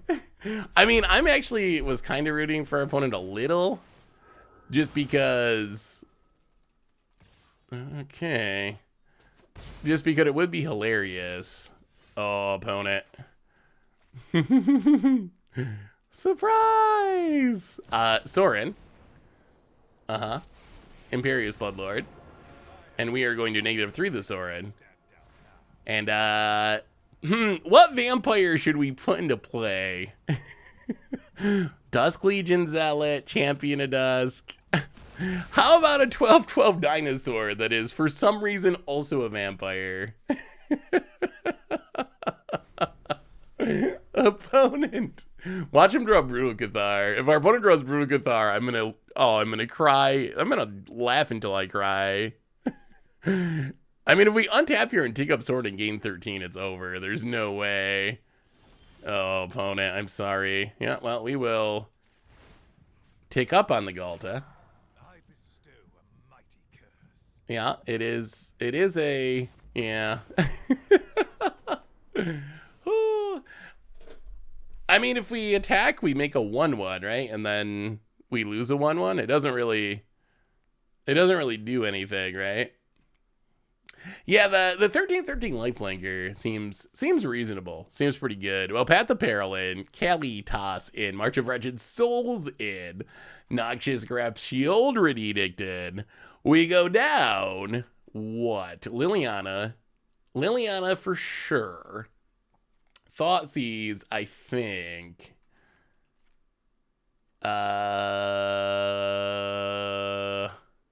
Maybe like one Champion of Dusk. I mean, that kind of worked. That kind of worked. I was running a Shieldred mill deck, ended up with a Realmbreaker Praetor deck. I think that's an easy pathway to go down, because they do kind of synergize. They do kind of synergize with each other. Maybe just a Murderous Rider, something like that. Yeah, let's try it like that. I mean, if we have the Sorin Ghalta hand, I feel like we can beat pretty much anyone. I know the focus for content is on Standard at the moment, but are you considering you're visiting a Serret combo in Explorer? Ooh, we're actually playing Explorer right at the moment. New Arona is a big addition. 1 land, 1 keep? 1 land, 1 keep. It worked last time. I mean, the Serret combo is pretty sweet. Dauntless Bodyguard. Oh no. I mean, it did work last time. It did work last time. We're fine. We're fine, right? We're good. We're gonna draw the lands. We're fine. This time our opponent has more than 3 cards, though. They almost beat us with 3 cards. This time they have more than that, so now I'm a little scared. Well, okay. Land. Land off the top. Land off the top. About it. We're gonna hit a land right here. Swamp off the top. Pathway. Close enough. Close enough. We're good. We're good. Gifted Etherboard. Go. Oh, you know how salty our opponent would be if our hand was revealed? Like, if they knew the hands we were keeping and drawing lands, they would be so salty. Crazy UX. Welcome to the Fish Bowl. Thank you so much for your subscription. Big super tier for you. Thank you, thank you, thank you, thank you. Yeah, Rona's a pretty interesting card. I mean, it does seem good in a Sarat combo as a way to help find your combo pieces. The looting's super nice. Opponent. Ooh, ossification. Well then, was not expecting ossification. That's actually obnoxious. Well, Dusk Legion Zealot. Draw a land, please. Oh, we're one land away. We're one land away. Opponent. Kessler Ardenvale. Adeleine. That's not great. Okay, do we draw the land? That is really the only question. Down to 10. Okay. Land. Sorin. Take it down. I mean, we're being greedy. We could have just killed the Adeleine, but how can we say no to the Dino in the Vampire deck? Yes, it is. Thank you, opponent. Thank you. It was pretty nice. Do you have removal, though? How about it? I mean, if they kill it, then we die. These one-landers are paying off. I'm telling you, that's the truth of one land, one keep. Since Ronan taps every time he casts a Sarak, she's another cost reducer with Relic. That's pretty sweet. First time seeing you live. Well, welcome, the real Colin. The real deal Colin B. Good to have you at the live stream. Yeah, so if you have Relic, then it can also be a cost reducer. Yeah, there's definitely a lot of sweet synergies with Relic and Rona. I think that's one of the... Why are we not dead? If our opponent... Oh, maybe they're trying to figure out how to kill the Sorin? Because if we gain the life, they're going to be in trouble. That's probably what's happening. Either that or they have braved the elements and then we also are dead. But that wouldn't require thinking. Then we're just dead. About it. What is happening this turn? What a weird scenario. Oh, Thalia. Okay, Thalia's lieutenant. Wow, so we go to 1. Oh, you gotta attack the Sorin though. If we gain back 13, you're done. There's no coming back.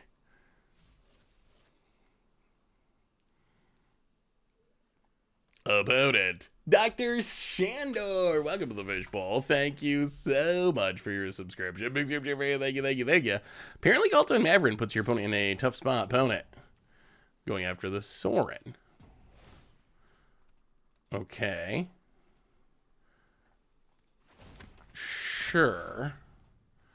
Well, kill the Hopeful Initiate. Drop to 9. Ooh, March of Wretched Sorrow. March of Wretched Sorrow is really good here. Our opponent did they have lethal? I think they were 1 short, weren't they? Was I missing something? Okay, so what's the best way of doing this? All right, kill the Adeleine. Step 1. Kill the Adeleine.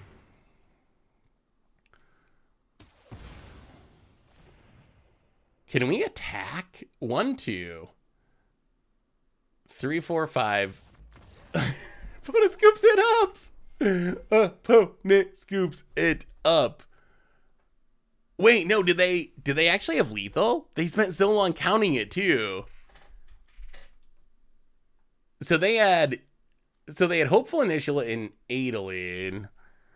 Oh, I might have overlooked the training counter. Yeah, I was thinking they were 1 short, but I don't think I was counting the training counter. You're right. I think they actually did have it. It's like Hey, good game, Noel. It's like the Jurassic Park version of of vampires. I also overlooked. I thought you were one short as well. I thought I was like, oh no, this is so close, but no, they're one short. We're gonna be fine. They got to kill the Sorin. So I think we both overlooked that training could have been one more damage, so we might have been actually dead there. Ooh, Yarion. Okay, can we beat a Yarion deck? The power of dinos. Why do you think we got so many vampires? Why do you think we got so many vampires in or not vampires, so many dinosaurs in this set? Yeah, I kept a one lander and I thought I thought you were gonna beat me on the Molded 3, which I don't know if I've ever seen anyone, well, like outside of like combo decks in older formats, like Tron wins on Molded 3s or Dredge, but like I don't know if I've ever seen a standard deck win on a Molded 3 before. Supreme Verdict, eh?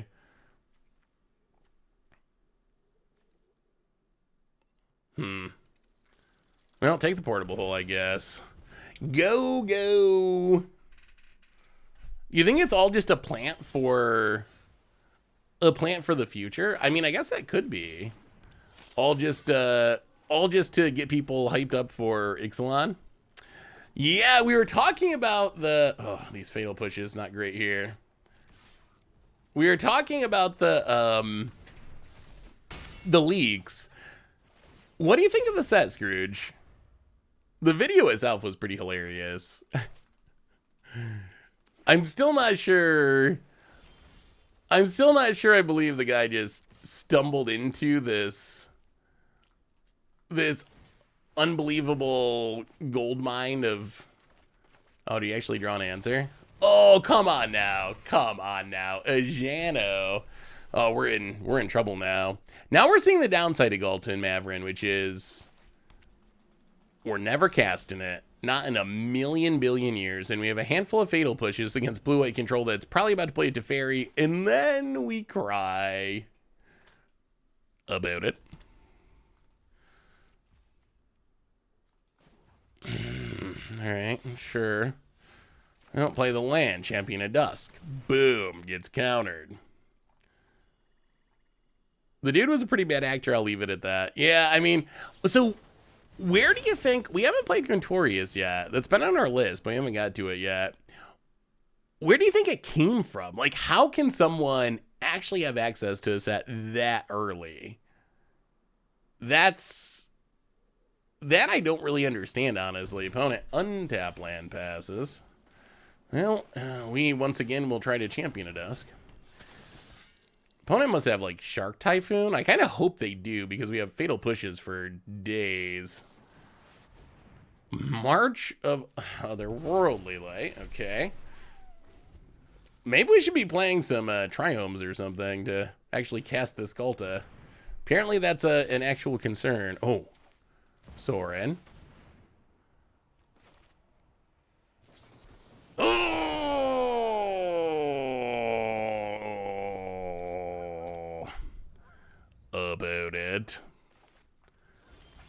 Opponent. Boo. Okay, we've resolved a Knight of the Eben Legion. Game on. Omen of the Sea. What do you think about Yarion being legal in Pioneer? Think it's worth it. I mean, they probably got to leave the companions legal for a while now that sure. Now that they just printed the fancy versions, they gotta leave them around. I feel like it's inevitably going to have to be banned. Like, maybe you don't gotta ban it now. Maybe you can wait. Oh no, and they even drew an answer to our Castle Lockway. No, this is the nightmare of nightmares. Everything is going wrong. Opponent. Free card. Red Squatch. Welcome to the Fishbowl. Thank you so much for your subscription. Big super for you. Thank you. Do we know what sets are coming out after Aftermath? So in September, we'll have... Well, okay, so technically... boy. We're doing a whole lot of nothing. I mean, this is the downside of Ghalta and Mavren is if we don't have a Sorin, it is literally a non-existent card. So we know that, okay, Aftermath comes out in a couple of weeks, like 3 weeks, I think. We have the Lord of the Rings set coming out a month or two after that. Thoughtseize. Well, I mean, I guess we cast it. I mean, we just straight up lost to Yarion, right? Like, 100% just companion for the win.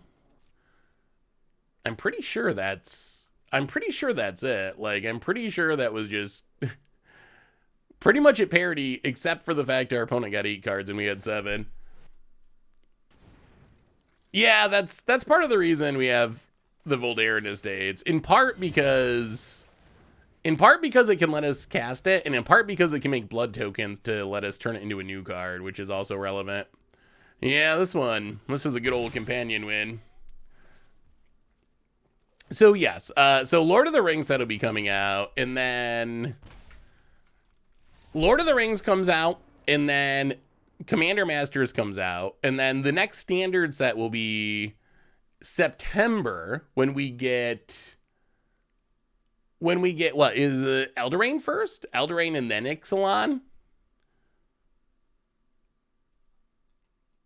I mean, countering everything's kind of what Control does.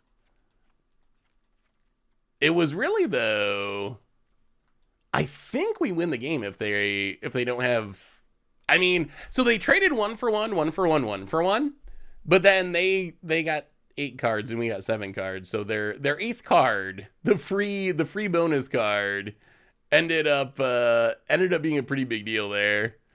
Well, we'll bring in more discard. Get rid of those fatal pushes that look so pitiful, and run it like that. No limited format. It's only like a 50 card set, so there's really no way for it to go.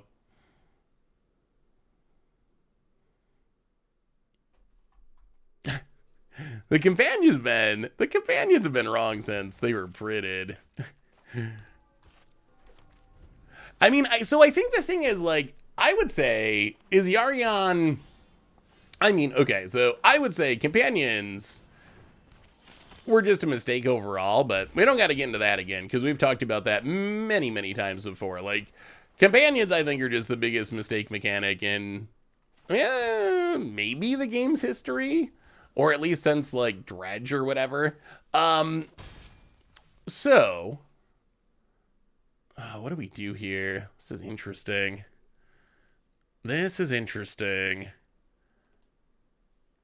We can Sorin to eat a counter. Yeah, let's Sorin to eat a counter. And then next turn we can Thoughtseize Sorin. And then the next turn, hopefully we go blank and just empty our opponent's hand. That's the plan anyway. That's the goal. Anti's the worst. I mean, I guess technically that's true, although I mean, I actually think Anti's a cool mechanic, arguably even a good mechanic. The only problem is it's probably not legal.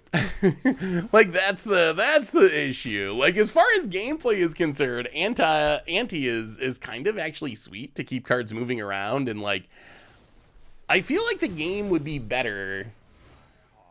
The game would be better with Anti. Like, it discourages people from just like, well, we get to put our opponent to 0 cards in hand. That does not deal with the companion, unfortunately. But I guess that's what Murderous Rider is going to be for. So take March of Otherworldly Light. Land, go blank. All right, well, opponent, for the time being, 0 cards. 4 land, 0 cards. Isn't Anti a good thing, though? I'm being serious, though. Like, I feel like the game would be better. Oh, come on now. Come on now, opponent. Oh.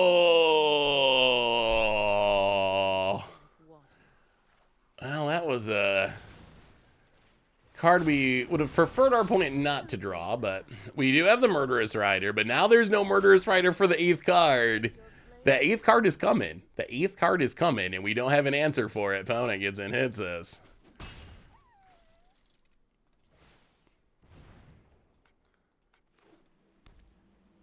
But you gotta remember, like, the original idea... Well, so... But if ante was a thing... If ante was a thing... Maybe you wouldn't mind gambling your Sorin, because Magic cards would be cheap and accessible, and your Sorin wouldn't cost $100 and it would cost $5 or something. You got to remember the original idea when Garfield designed the game and ante was a mechanic, he thought that people might not even see a Black Lotus. Like you got to remember, his idea of the game was like, you wouldn't have all the cards, no one would have an optimal deck, you'd buy a couple of packs and kind of just like play with what you had. So that was kind of like, that was the context this was happening in. Like picture like limited decks or something. Like that was kind of what Garfield's original idea was. Like his idea of Magic, he couldn't foresee Magic being what it is now, and cards costing hundreds or thousands of dollars, and decks being optimized, and websites with lists showing you exactly like the most optimal perfect card, and having to play the most optimal perfect card. He kind of pictured it as more like, sometimes people don't even know all the cards exist. Like you get a few cards, you play it with your friends. In some ways, like almost like very casual Commander or kitchen table Magic. That's kind of what Garfield envisioned. So I think like in that context, the idea of like, oh, like I'm playing with my friend, we all have these janky cards, none of them have any value. It keeps the cards moving. I'm getting new cards in my collection that's going to make my janky, not optimized deck play a little differently. My opponents also getting cards in their collection that it's going to make their janky deck play like a little bit differently. So I think like in that context, I think ante actually was a positive. I don't think that holds. Hey, Voxy, thank you for the huge raid. We're trying to do some vampire surprises here. We're playing dinos. A dino in our vampire deck at the moment. We don't have a dino though, but we do have some, or not we do have some vampires though. Welcome, raiders. Hopefully your stream was wonderful, Voxy. Oh, come on now, opponent.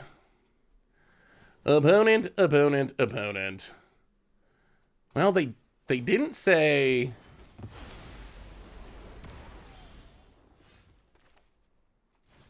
They didn't say artifact, so we can't make a blood token. Pass the turn. Opponent attempts. Why would I ever play a game if I could just use my $70 Shieldred because I didn't draw lands? But remember, like, remember your Shieldred wouldn't be $70. Like, that would be like, yes, in the context of where Magic is currently, ante wouldn't work. Like, it wouldn't work in the current version of Magic where cards are expensive and decks are super optimized. Like, it just, that wouldn't actually work. On the other hand, like, I think it kind of worked Oh no, we have drawn a ridiculous number of lands this game. Well, get in, hit the Narset. Play. Actually, no. We'll hold on to this to discard. We really don't need more lands. Jay Zoller for the 79th month. Welcome to the Fishbowl. Thank you so much for your subscription. Big soup to your video. Thank you. Hey, chat. What do you think about Intorious Loremaster? I think Intorious Loremaster looks super fun. I have a deck build around it. We haven't actually played it yet with that and Capricious Hellraiser trying to cheat some really big things into play. Telling you, chat, the eighth card's gonna steal it here. Wow, they didn't. Why did they not play it? I am actually shocked that they did not play the Yar yet. Isn't that just like obviously great to what did they draw? Okay. Ghalta and Mavren. I'll go to combat. Attack the Gnar. They got it. They must have drawn Wandering Emperor. Oh god. All right. Fair enough. Fair enough. Yeah, I think a History of Anti video could be really interesting. How are things, Jay Zoller? Yeah, that's basically what I was trying to say. Like, I think that. Hey, what's up, Snow Hermit? How are you? Good to see you. I think the Anti, it looks weird today. Like, through the eyes of a 2023 Magic player, it looks horrible. But I don't know if it was horrible in 1993 or 1994. I'd love to hear from, is gum a food? Who even asked that question? No, well, I mean, okay, so technically anything could be a food. Like, I don't know. Is newspaper a food? I guess if you eat it, like, is the definition of food that you eat? I would say yes, right? So gum, though, like, no, I don't think it's technically, like, the most common version of food would not include gum, because you don't eat gum, right? Like, I don't know what's the technical definition of food? Anything can be food if you believe in yourself. I mean, I guess on the other hand, like, if food is only things that you eat, then, like, pineapple pizza's not food, anchovies not food, milk on cereal's not food. So maybe there's a problem with my definition of food, because there's a lot of things that I won't eat that most other people, I guess, kind of consider a food. Wait, no, gum's, is there, I'm seriously curious though, like, is there actually an argument for gum being food? Can you use the real question is, if you were at a Magic Con and you won someone's gum as Anti, would you chew it? I think that would probably be a hard no for me. That is the worst Anti. Gum is just extended toothpaste. All right. Fable of the Mia Breaker. Where's our dinosaur? We want to do cool dinosaur things, but so far we have not drawn our dinosaurs. Dusk Legion Zealot. I guess we also don't have the Sorin here. I feel like our opponents, they gotta be indomitable creativitying, and that's frightening. Basic lands are not food. But here I am. I mean, I think you could eat a basic land. Have you ever ate a Magic card? I think they're edible. They're edible, right? I don't know how good they taste. I think you could eat it though. If you really, I mean, I guess we should figure that out. We could have like an Armageddon. And when all else fails, being able to eat our Magic cards would actually be pretty valuable, because I have a lot of them. I could survive for years on the bulk commons that are filling my closet. No, it's not a food token. It's actually a Anointer of Valor. It's a random, I don't even know what this card does. Commander, that must be Baldur's Gate. 6 mana, 3/5 flying. When a creature attacks, you can pay 3. If you do, put a +1/+1 counter on it. Definitely a limited card. Do forests? Ooh, that's actually kind of a good question. What basic land tastes best? Let's see. I don't like seafood, so it's not islands. Islands are number 5 on the list of tastiest basic lands. Forests are probably good. There's a lot of tasty stuff that comes from forests. So I think forests, I could definitely see those tasting pretty good. Mountains, what good comes from plains? Oh, plains, yeah. Oh, the tastiest plains there. We even have plains with like wheat and sunflower. No, I don't like seafood. I've never really understood why people like seafood.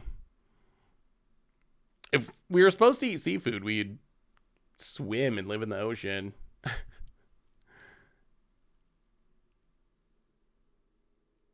Yeah, swamps actually might be worse than islands now I think about it. Although I don't know, you ever watch like, oh, what's that like bayou gator hunting show? They get some pretty good food out of their swamps down there, right? Alligators and like, I don't know, frog legs. Swamp people, that's what it is. That's the name of it. Some people do indeed swim. Yeah. I kind of bob around. Should I take you to the Brazilian barbecue place in Vegas this year? What's in Brazilian barbecue? Is it just like really? Alligator meat is good. I honestly never would have guessed that. I did not know that alligator meat was actually something that was tasty. We just got counters for days. All right, opponent. Negate Tribal. 1 card foretold. Behold the multiverse? What would be foretold? I guess it could be Epiphany, but... yeah, I've never eaten alligator, but I guess I would try it. What is that? Does alligator taste like... what does it taste like? Chicken? Gator's like pork and catfish combined. It might be a little bit too seafoody for me. Well, do that. Jamming a Dusk. About it. What is our opponent? Dragonfire the Kalitas. Okay. Annoying. Tap land. Go. About it. I think it's Alrund's Epiphany. I think they're playing like the... what was it? It was... oh! Arena didn't even show it. Isn't there technically a rule that you got to be able to see what was for... okay. Opponent gives up. Isn't there a rule that you got to see what the morphs are and the foretold things are? Oh my goodness. Okay, what was this article? Oh, this was a really good Smarter Scummy that I wanted to ask you about. Ooh. Let me see if I can find it. Because I read this and it kind of blew my mind. Let me see if I can find it. Because I was like, I can't even believe this is a thing. Okay, here it is. So I was, this game, I gotta hear what you think. Because when I read this, I was like, wow. So I was reading, there was some new interesting Mike Flores articles about like new standard stuff, and I saw them on Twitter. I was reading them.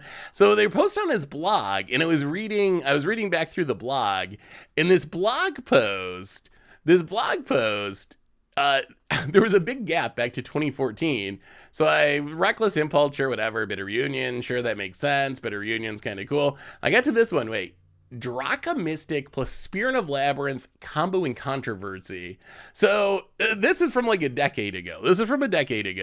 Spirit of Labyrinth, each player can't draw more than 1 card each turn. Draka Mystic, this card was a little hype for an uncommon back in its day. 1 mana, 1/1, pay a blue, tap it. Each player reveals the top card of their library. You can put the revealed cards into its owner's graveyard. If you don't, each player draws a card. So obviously, you can see the synergy here. If you wait until your opponent's turn, you tap your Draka Mystic and Dakra Mystic, you'll draw a card. Your opponent won't because they already drew a card for their turn. However, that's not why pros were hyped for the card. The pros were hyped for the card because your opponent would probably still draw the card accidentally, or possibly would still draw the card accidentally. and they would get a game loss for drawing extra cards. The ruling at the time from the judges was if someone drew an extra card, they would actually get a game loss for whatever, for a games rule violation. So the conversation around this combo wasn't, is it good?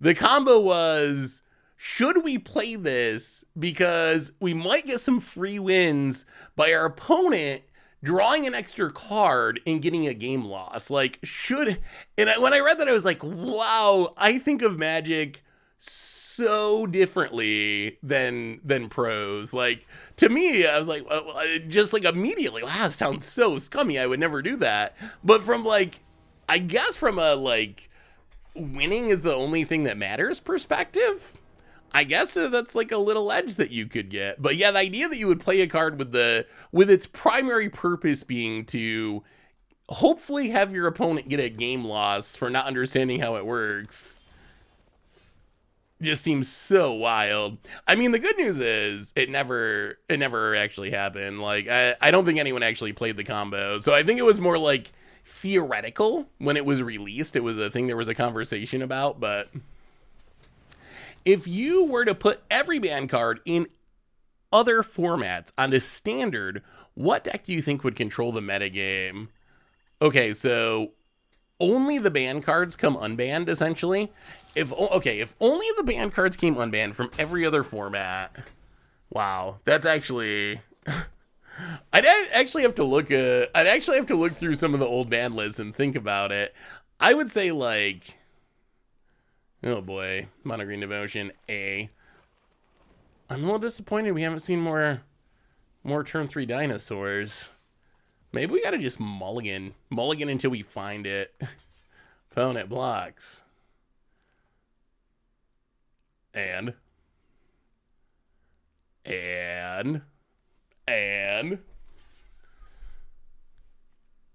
oh, double blocks. Interesting.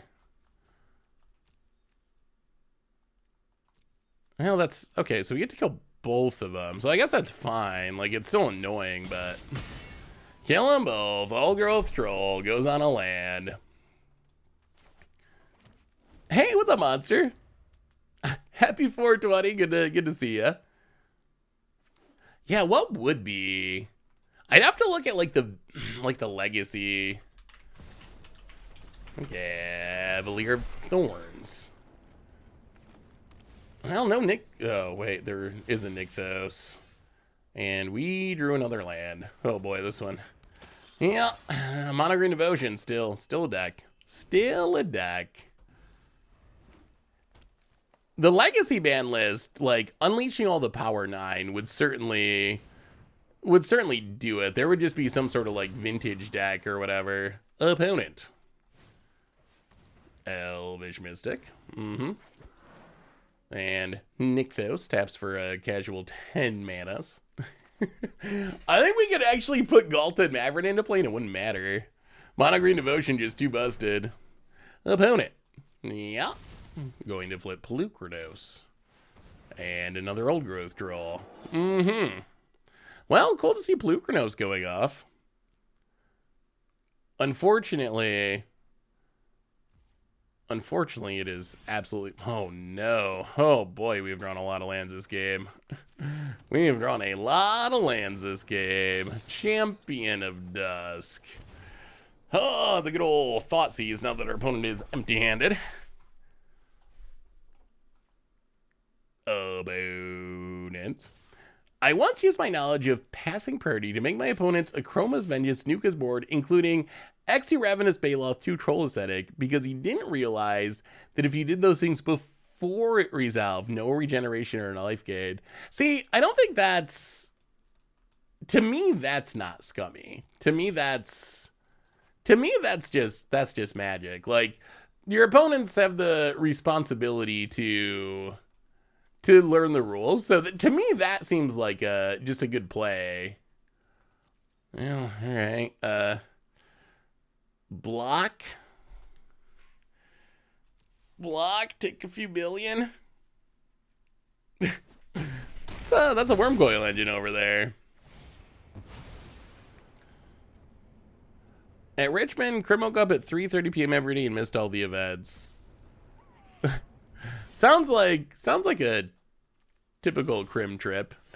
that's just normal, I think. That's everyday crimming. Huh.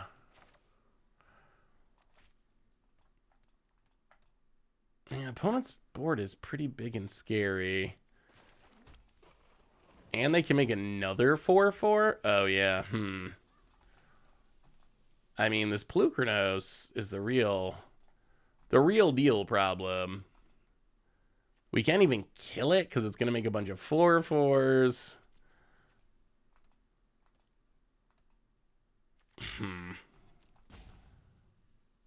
Well, I mean, I guess we...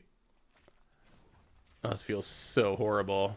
I mean, we have so many lands, though, so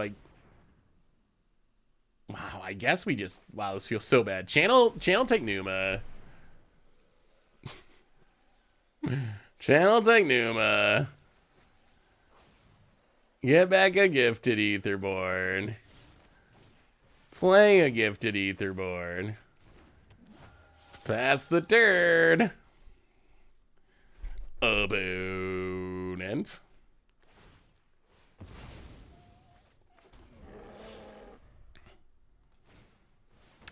More old growth trolls. Opponent gonna go attacking.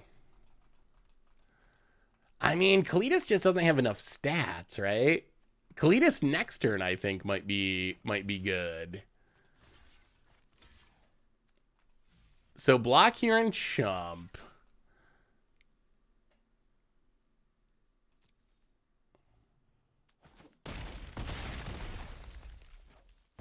Like, how do we deal with this Plukernos, though, is the thing. We need oh my god.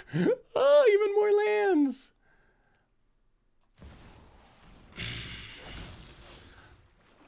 Like, Kalitas is fine, it's just we're so far behind as it is.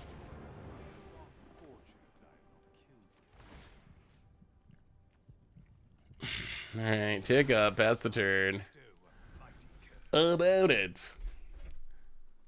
Seems like the worst thing you could be doing. Yeah, I don't think there was very many good options. Oh boy. Karn storm the festival. Oh, and they get to just... Mono Green Devotion. This deck's so ridiculous. Sure. GG. If Kalitas... But how are we going to kill it, though? That's the thing. Like, how are... With what we had on the battlefield, how do we actually kill those things? Because our opponent's got a bunch of 6/6s and 4/4s. And we have a bunch of 1/2s and 3/4s. So that's kind of the issue. Like, yes, Kalitas, if we can somehow kill our opponent's stuff, would be solid. But how do we actually make our opponent's stuff die when it's so much bigger than our stuff? Mono Green with random win count has been Plague of Pioneers since its inception. I mean, has it? I feel like Mono Green Devotion came along pretty recently, or like recently-ish. Like in the early days, wasn't it like Inverter versus Heliod combo versus Underworld Breach? I feel like that was the original era. I mean, if we have our draw, a Ghalta should just beat them, right? So I guess our focus is just to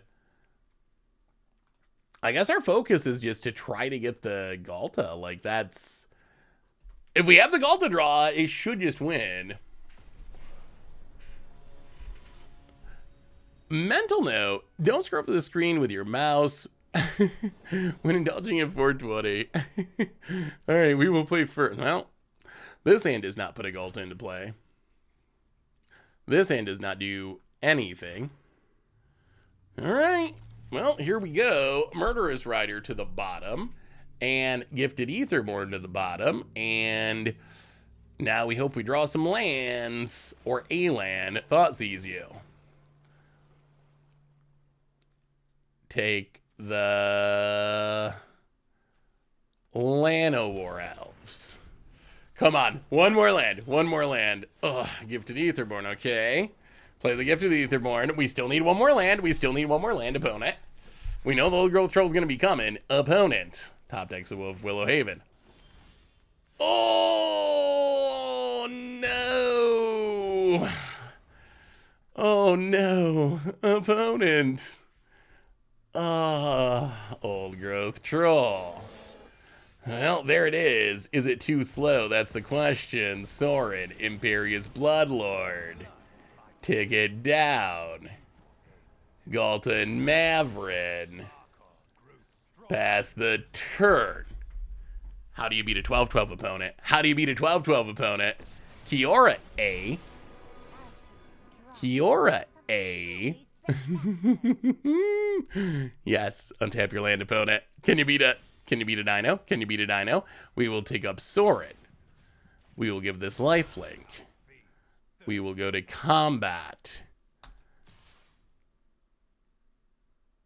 How do we lose? How do we lose? Do we lose? So we win next turn, but our opponent's going to have enough mana to storm the... I think we got to kill the Kiora. Well, actually, no. You know what? I think we go face. I think we go face and just hope for the best. The problem is that we hit them. Old Growth Troll, they're gonna have a lot of mana next turn. Hopefully they can't get out of it. Yeah, attack.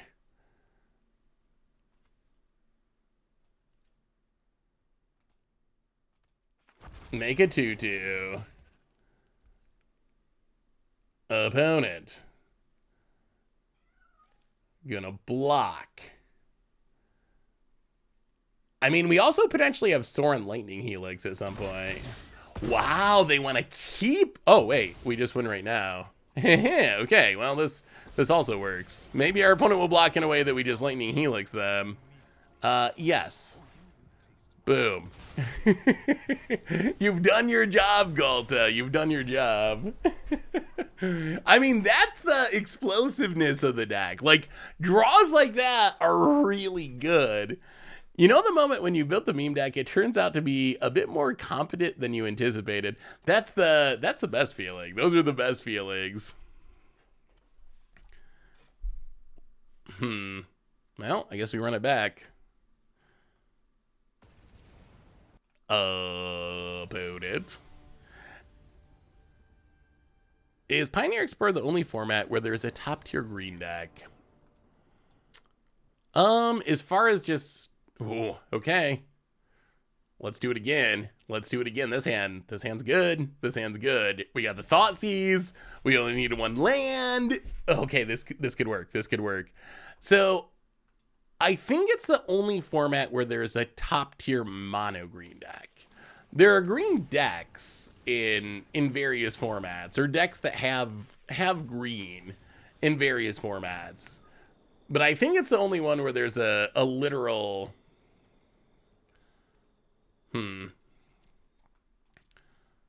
I'll take the Old Growth Troll, I guess. I think it's the only format where there's a top tier mono green deck. I'll Gifted Aetherborn.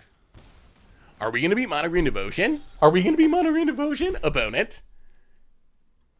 Oh, okay. They get to play Pelucranos. That's fine. That's fine. That's fine. We got dinos. We got dinos. We're good. We're good. Sorin. And I think we will tick down our Sorin. How about a Ghalta? Let's put a Ghalta into play, I think. Put a Ghalta into play.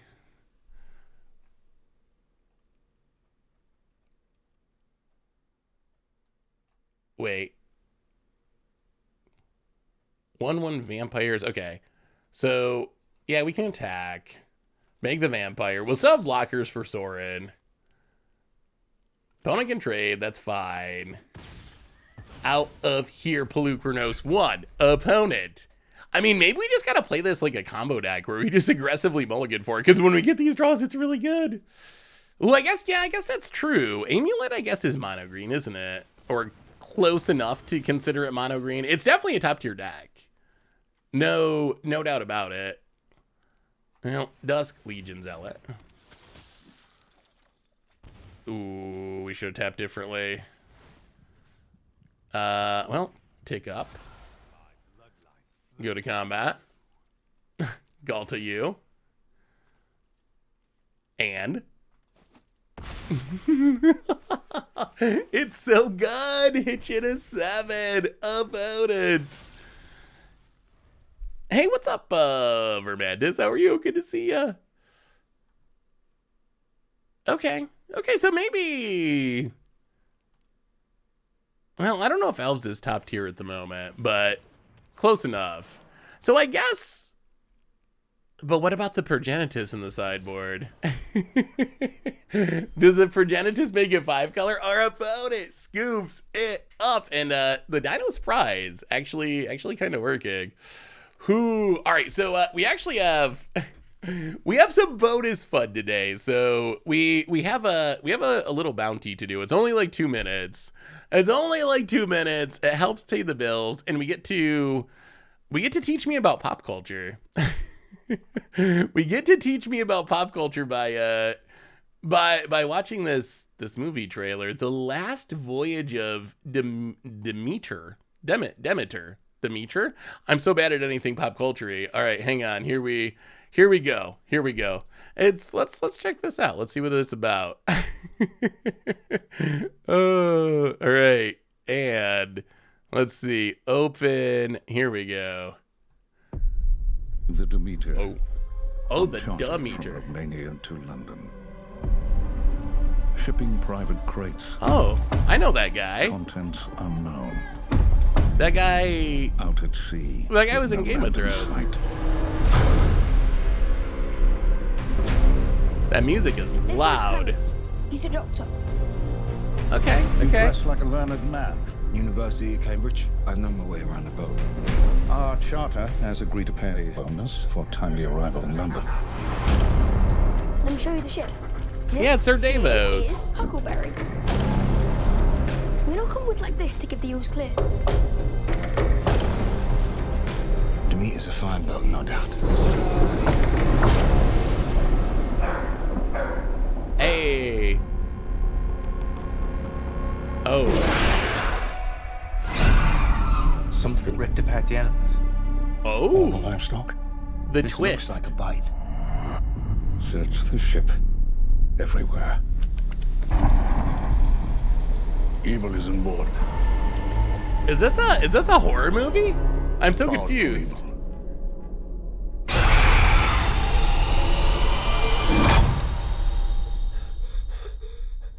Uh-oh.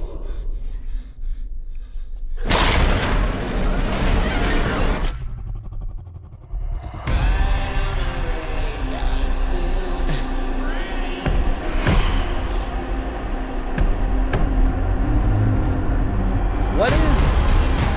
In the night, it drinks our blood. He is here. We call him Dracula. Oh, it's Dracula. Oh. He's coming! Did you see the size of that bloody thing? I'm gonna kill the cursed thing. He is on this ship, which means that we will never leave it. The devil is real. May God have mercy on us all.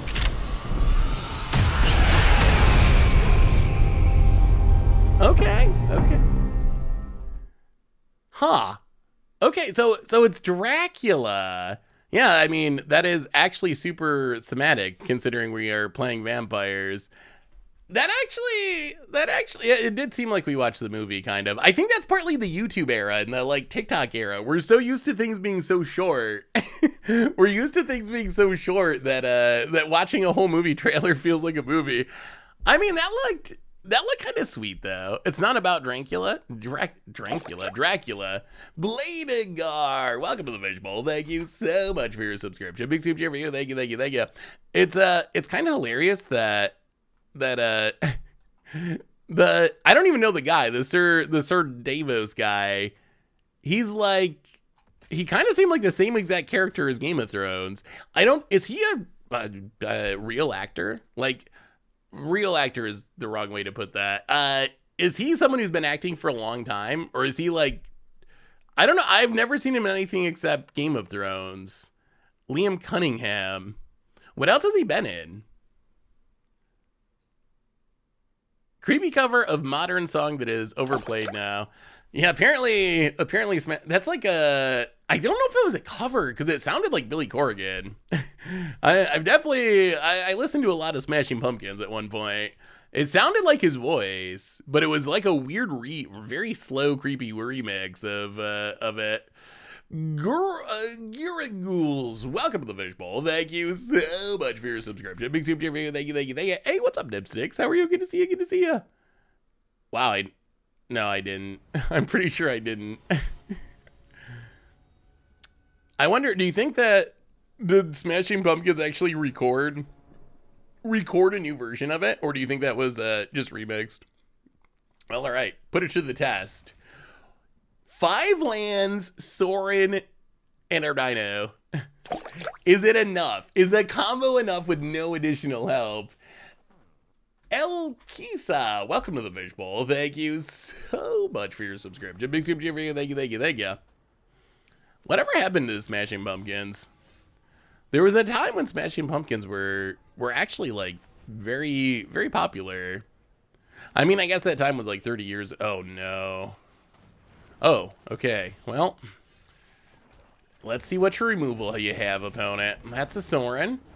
We are going to take down our Sorin. We're going to put a vampire into play.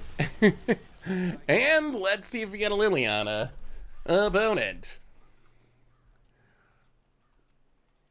I mean, if they kill it, we're pretty dead. Like, we have literally nothing going on. Really? Really? Okay. Well. Boom. Take up the Sorin. Go. Caboose! Welcome to the Fishbowl. Thank you so much for your subscription. Big super for you. Thank you. I don't know. I wonder if the Smashing Pumpkins would be good to see. I've never seen Smashing Pumpkins. I don't know if they're like,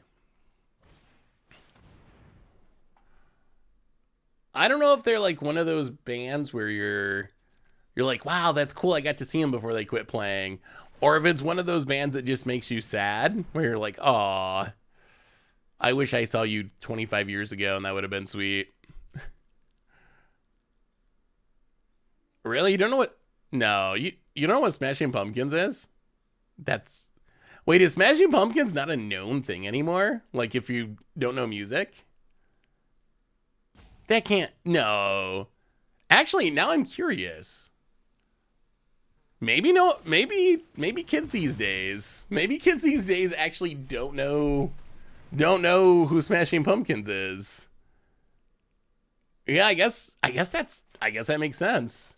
I mean, back in like the grunge era, Smashing Pumpkins was like probably behind like, what about Nirvana? Okay, if you're a Zoomer, Nirvana. Nirvana would be the most iconic of the grunge bands. Like, have you heard of them? Okay. Smashing Pumpkins was like essentially the same era and the same scene, like the grunge scene, and they were probably like in the next tier below Nirvana. Like, Nirvana is like the iconic one that like super blew up and like all that stuff, Kurt Cobain and all his story. And then like behind them in the hierarchy of grunge bands, you had like Smashing Pumpkins, Soundgarden, Rage Against the Machines was kind of that era, although like not really the same genre. Yeah, they're one of those bands. I mean, I assume people probably know who Dave Grohl is, but not because he was the drummer in Nirvana, but because of Foo Fighters. Oh, Alice in Chains. Yeah, who else am I missing? Alice in Chains was another big one. Yeah, I guess peak Rage was like... Peak Rage was what, like late 90s?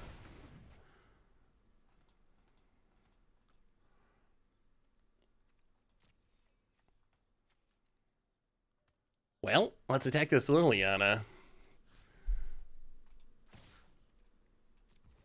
Unfortunately, our opponent has a Gaia Reach Sanitarium, so they're going to get a lot of triggers off this Waste Not. Well, kill the Liliana. And pass the turn. Pass the turn. About it on tap. Oh yeah, Pearl Jam. Wow, it's so interesting to see. So Zach, or like Zoomers outside of Zach. Oh yeah, Stone Temple Pilots. Yeah, it's another one.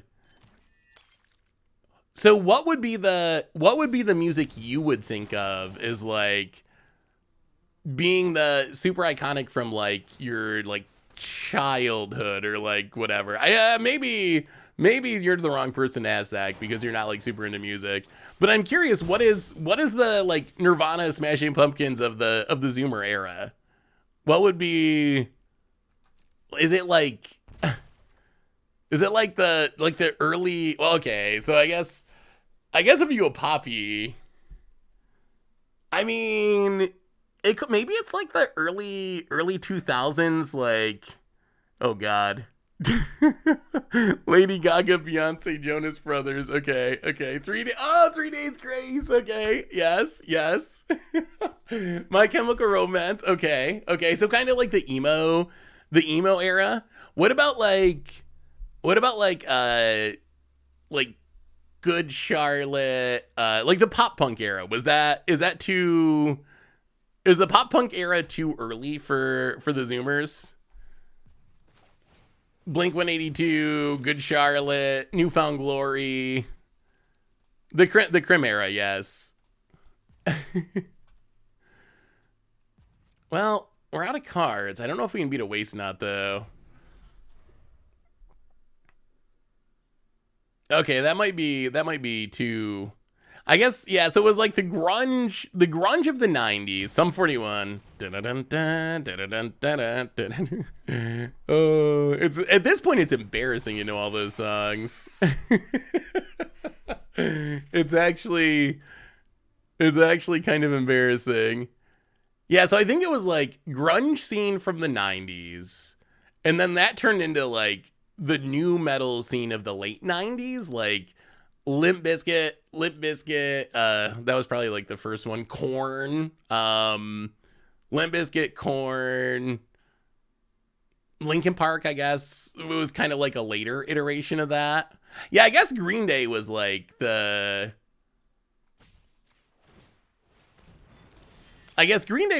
forefathers of the pop punk era, right? Slipknot, I'm not into metal, but I once saw a Slipknot show and it was actually super fun. Super fun. This was a long time ago, but super fun mosh pit. But yeah, so I think it was like,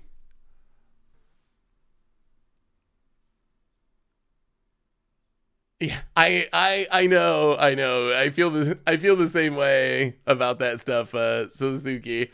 Yeah, you hear it today and you're like, oh my god, but then like one of the songs come on the radio and I know every word. I'm sure it's gonna be that way when I'm 80 years old. I'll know every word to What's My Name Again or something In Too Deep.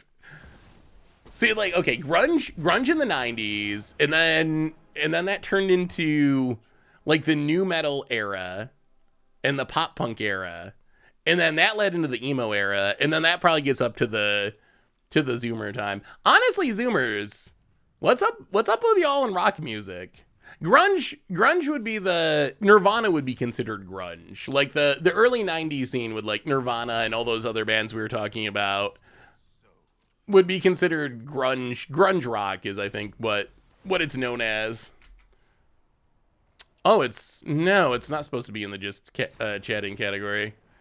Oh, it's because we It's because we watched that movie trailer. It changed it. And I thought it changed it back, but apparently not. Although I guess we kind of were just chatting, technically. We kind of were just chatting about music. So what actually happened to rock music? Is there channel points to recite the lyrics from Sum 41 Fat Lip from memory? Oh no.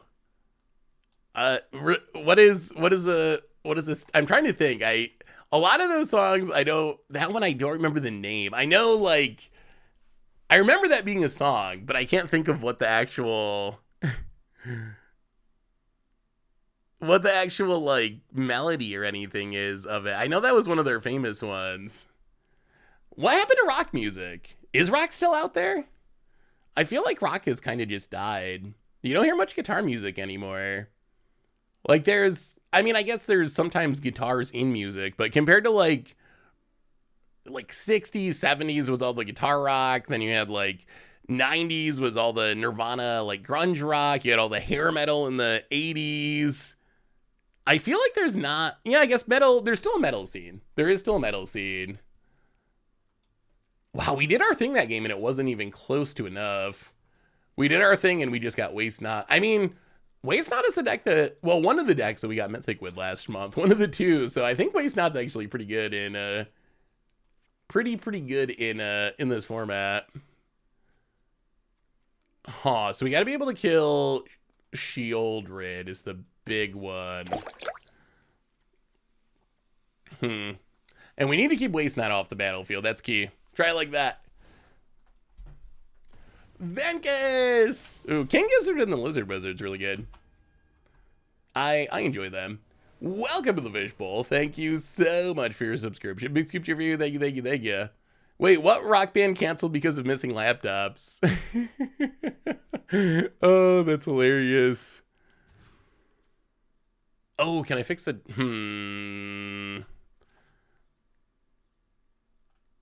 I will. Remind me after this match and I will update it. I don't think I actually exported the deck. So I'm gonna have to export it from Arena. Oh golly. So we take Thoughtseize here and then take Waste Not. Yeah, I guess that's alright. Take a Thoughtseize. Go. About it. Oh, storm into the party like, oh no. I remember part of the lyrics. See,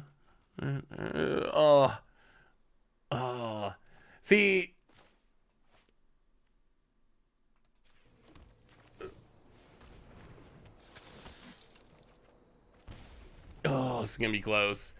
Good Charlotte was always a little sus. A little. just a little sus. They were too pop punky.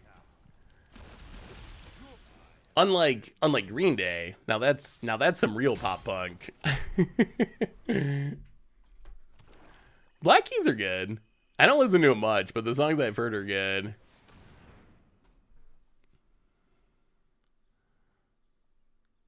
Oh, it's Waste Not. Yeah, I mean, I guess we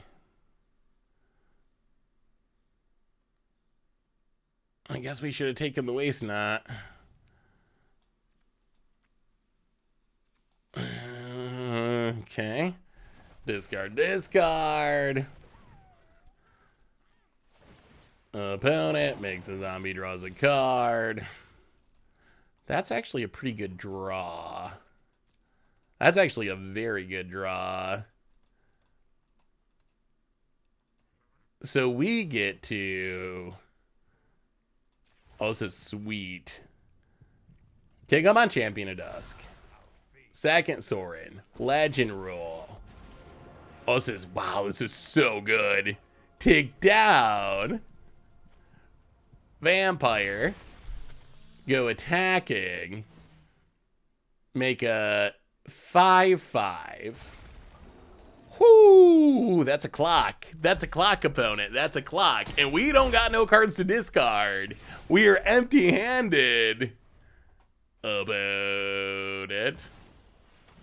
The real question is, where does Nickelback fit into all this? Where does Nickelback fit? Creed. When was the Creed era?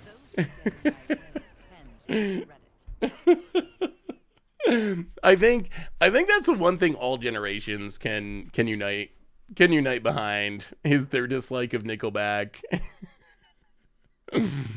Oh, Nickelback.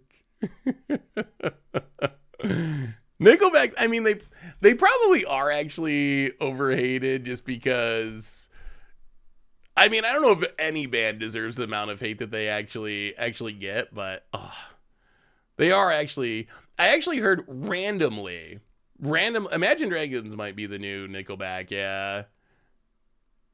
I randomly heard an interview with Nickelback, and I actually kind of felt bad for them because it was like on NPR. It was like at an NPR show I was driving, so it just happened to come on, and they were doing an interview with Nickelback, and the dude was just kind of like, yeah, like we never expected any of it. We're just kind of like playing our guitars at bars, and then this label signed us, and next thing you know, there were stadiums with thousands of people. So it kind of sounded like they didn't even like try to make it or be famous, and it just kind of was thrust upon them. So it made me feel a little bit like, aw, like y'all just wanted to play music in a bar somewhere, and someone decided they could make a bunch of money off you, and now everyone hates you. Like that's actually kind of unfortunate, I guess. Well, although I guess I'm sure they have millions of dollars, so.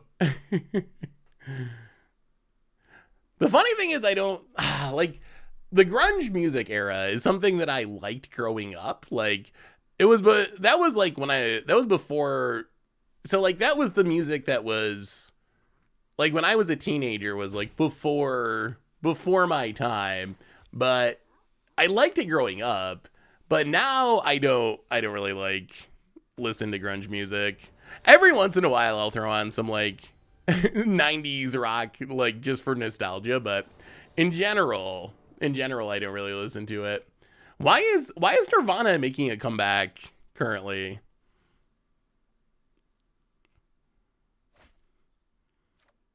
I mean, at least they're not Weezer. Actually, people probably love Weezer now. I guess maybe if you didn't like Weezer 20 years ago, maybe current Weezer is good Weezer to kids. At one point, supposedly Nickelback wanted to do different music, but people wouldn't buy it, so they stuck with their sound. I could see that, although that's kind of funny because people also hate their sound, so. Yeah, Weezer's first two albums really good. I like them. I actually still like them. We'll play this on black. Oh, they got the Gaia Reach. Well, let's play the Gifted Etherborn. We can discard. We don't need 2 Ghalta and Mavrens. That's a ton. Opponent. Oh, I guess that makes sense. So we're kind of. I mean, it kind of just goes in cycles, right? Like, people grew up in the 90s. Now they're like, whatever. Getting to the point where if you were a kid in 1990, you're pretty like, I guess, middle-aged now, when you probably got like a job and disposable income, and then you get nostalgic and you want to listen to it. So Modest Mouse, I would consider Modest Mouse to be indie, but I really like Modest Mouse a lot. Everyone's getting old, Roll Away. We're old now. We're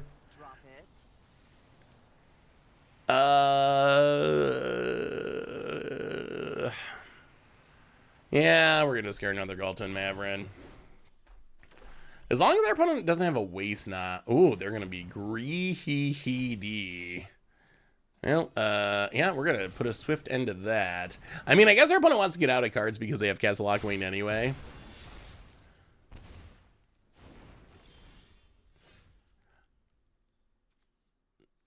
Weird Ale fan. Actually, I think Weird Al's like a sneaky genius. Did you watch the Weird Al movie? The Weird Al movie was actually a lot better than I would have expected for being like I don't even know what it was, a Roku original or something. But for whatever it was actually like kind of entertaining. Yeah. It was like kind of entertaining and funny. I was surprised. I was expecting it to be I was expecting it to be super cheesy, and I guess it was kind of super cheesy, but it worked because it kind of fit the whole Weird Al thing. So, so somehow it actually kind of worked. It came together. Oh, UHF, yeah, the original Weird Al movie. Oh, we should have played an even, I guess. I was not really expecting Extinction Event. Well, how about Kalitas? How do we feel about that opponent?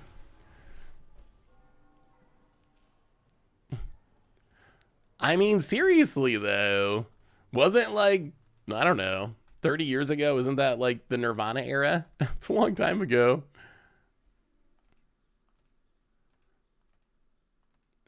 Is Weird Al in X-Men? No, I actually know Weird Al. I like Weird Al.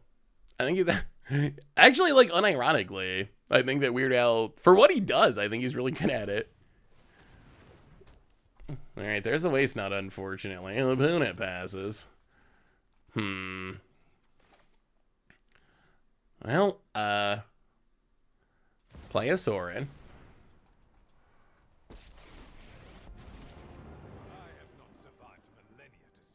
Go to combat. Attack ya. Opponent takes the beats.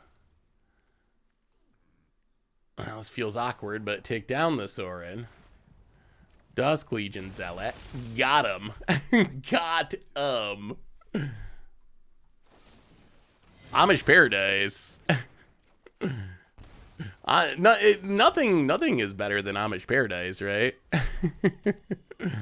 Men spending most their lives living in Amish Paradise. Churned a lot of butter. Raised a Bard on Monday. Soon I'll raise a Nutter. Actually, I think probably the funniest one is White and Nerdy. White and Nerdy's so funny. so good. That's just comedy genius right there, White and Nerdy. Stuck in a drive-thru, yeah.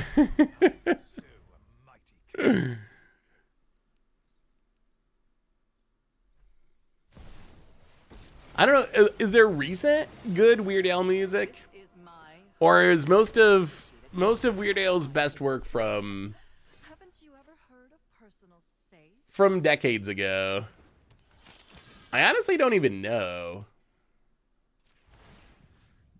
Well, take up on the Knight of Even Legion. Pass the turn. So it's been a weird grindy battle. Actually, you know what is pure peak Weird Al? It's actually his polkas. Underrated aspect of the Weird Al catalog. I actually had a playlist of just his polkas that I was listening to sometime. Like polka music? Do you know what polka music is, Zach? It's like super old-timey accordion music. Yeah. But he would do like medleys of like the most popular songs of the time, but do it in polka style, which is just like, it's just ridiculous. Oh, opponent. Yeah, we're also playing Magic. That is a Turgid. I mean, can we make a... No. This is a lot to activate, isn't it?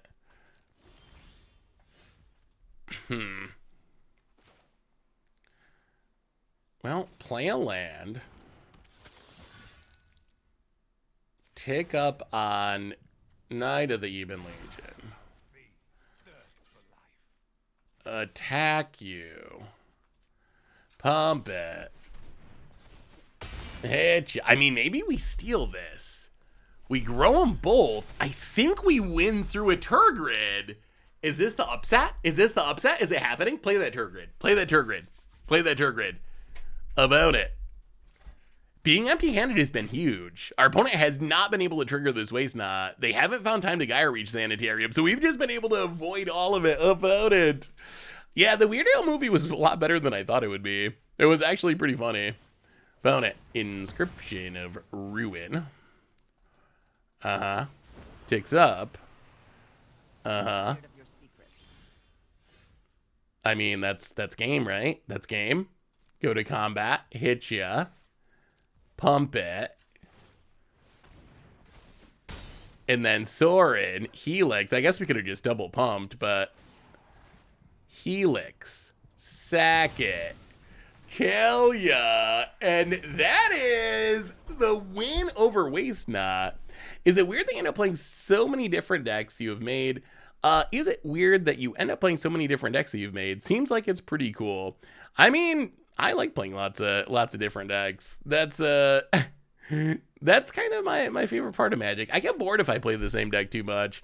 I saw Weird Al interview get asked, "Is this your comeback album?" He replied, "Comeback, I never left." Oh yeah, that sounds like Weird Al. Oh, all right. How do we do with vampires? I think you know what I gotta figure out. This would be sweet. I wonder if there's a way I can just. I think there's a way I can do this. Do you think there's a way, people smarter than me, which is probably all of you, I wonder if there's a way that I can just have this little screen of the deck we're playing. Wow, Vampires crushed it.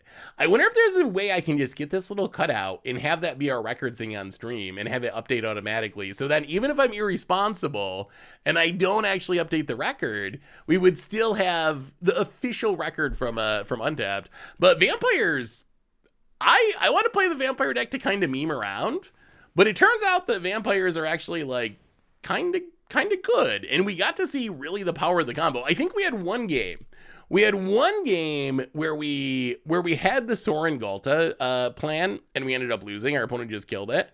However, most of the time, Sorin Ghalta was just straight up game over on the spot. Would you be interested in trying to deal 20 damage to your opponents with a Hiddesu carry an explosive singularity? Yes, I'm surprised that was on our Against the Odds poll for last week.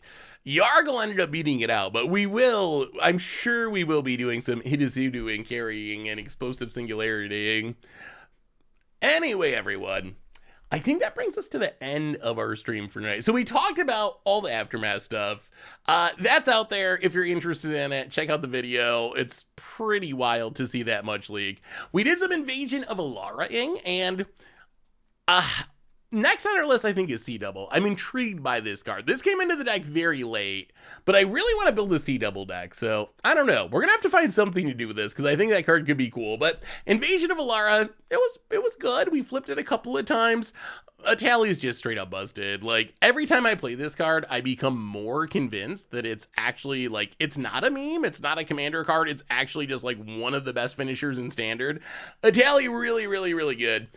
Is the Aftermath video on YouTube? So, yes. Let me see if I can find it. It was on the, here you go. I saw it from a Reddit post. So if you go to this, you should be able to go to the video link from there if it's something you're interested in. So anyway, everyone, I think that brings us to the end of our stream for tonight. So reminders on the way out the door. Replay YouTube, that's where you can find all the old streams. Normal YouTube, we're doing some drafting tomorrow, so keep an eye out for that. Tons of other stuff coming up on the YouTube. And one more reminder that our sponsor tonight is Card Kingdom. And if you need some magical cards, you can get them over at cardkingdom.com/FTGGoldfish. Most importantly, thank you to all of you. Y'all are amazing and awesome and spectacular. Thanks to Voxy for a big raid. I love y'all. Have an amazing night. Have a great weekend. And I'll see you on Tuesday to have some more fun. So until then, everyone, have a good one. I'm going to go listen to some Weird Al, and I will talk to you soon.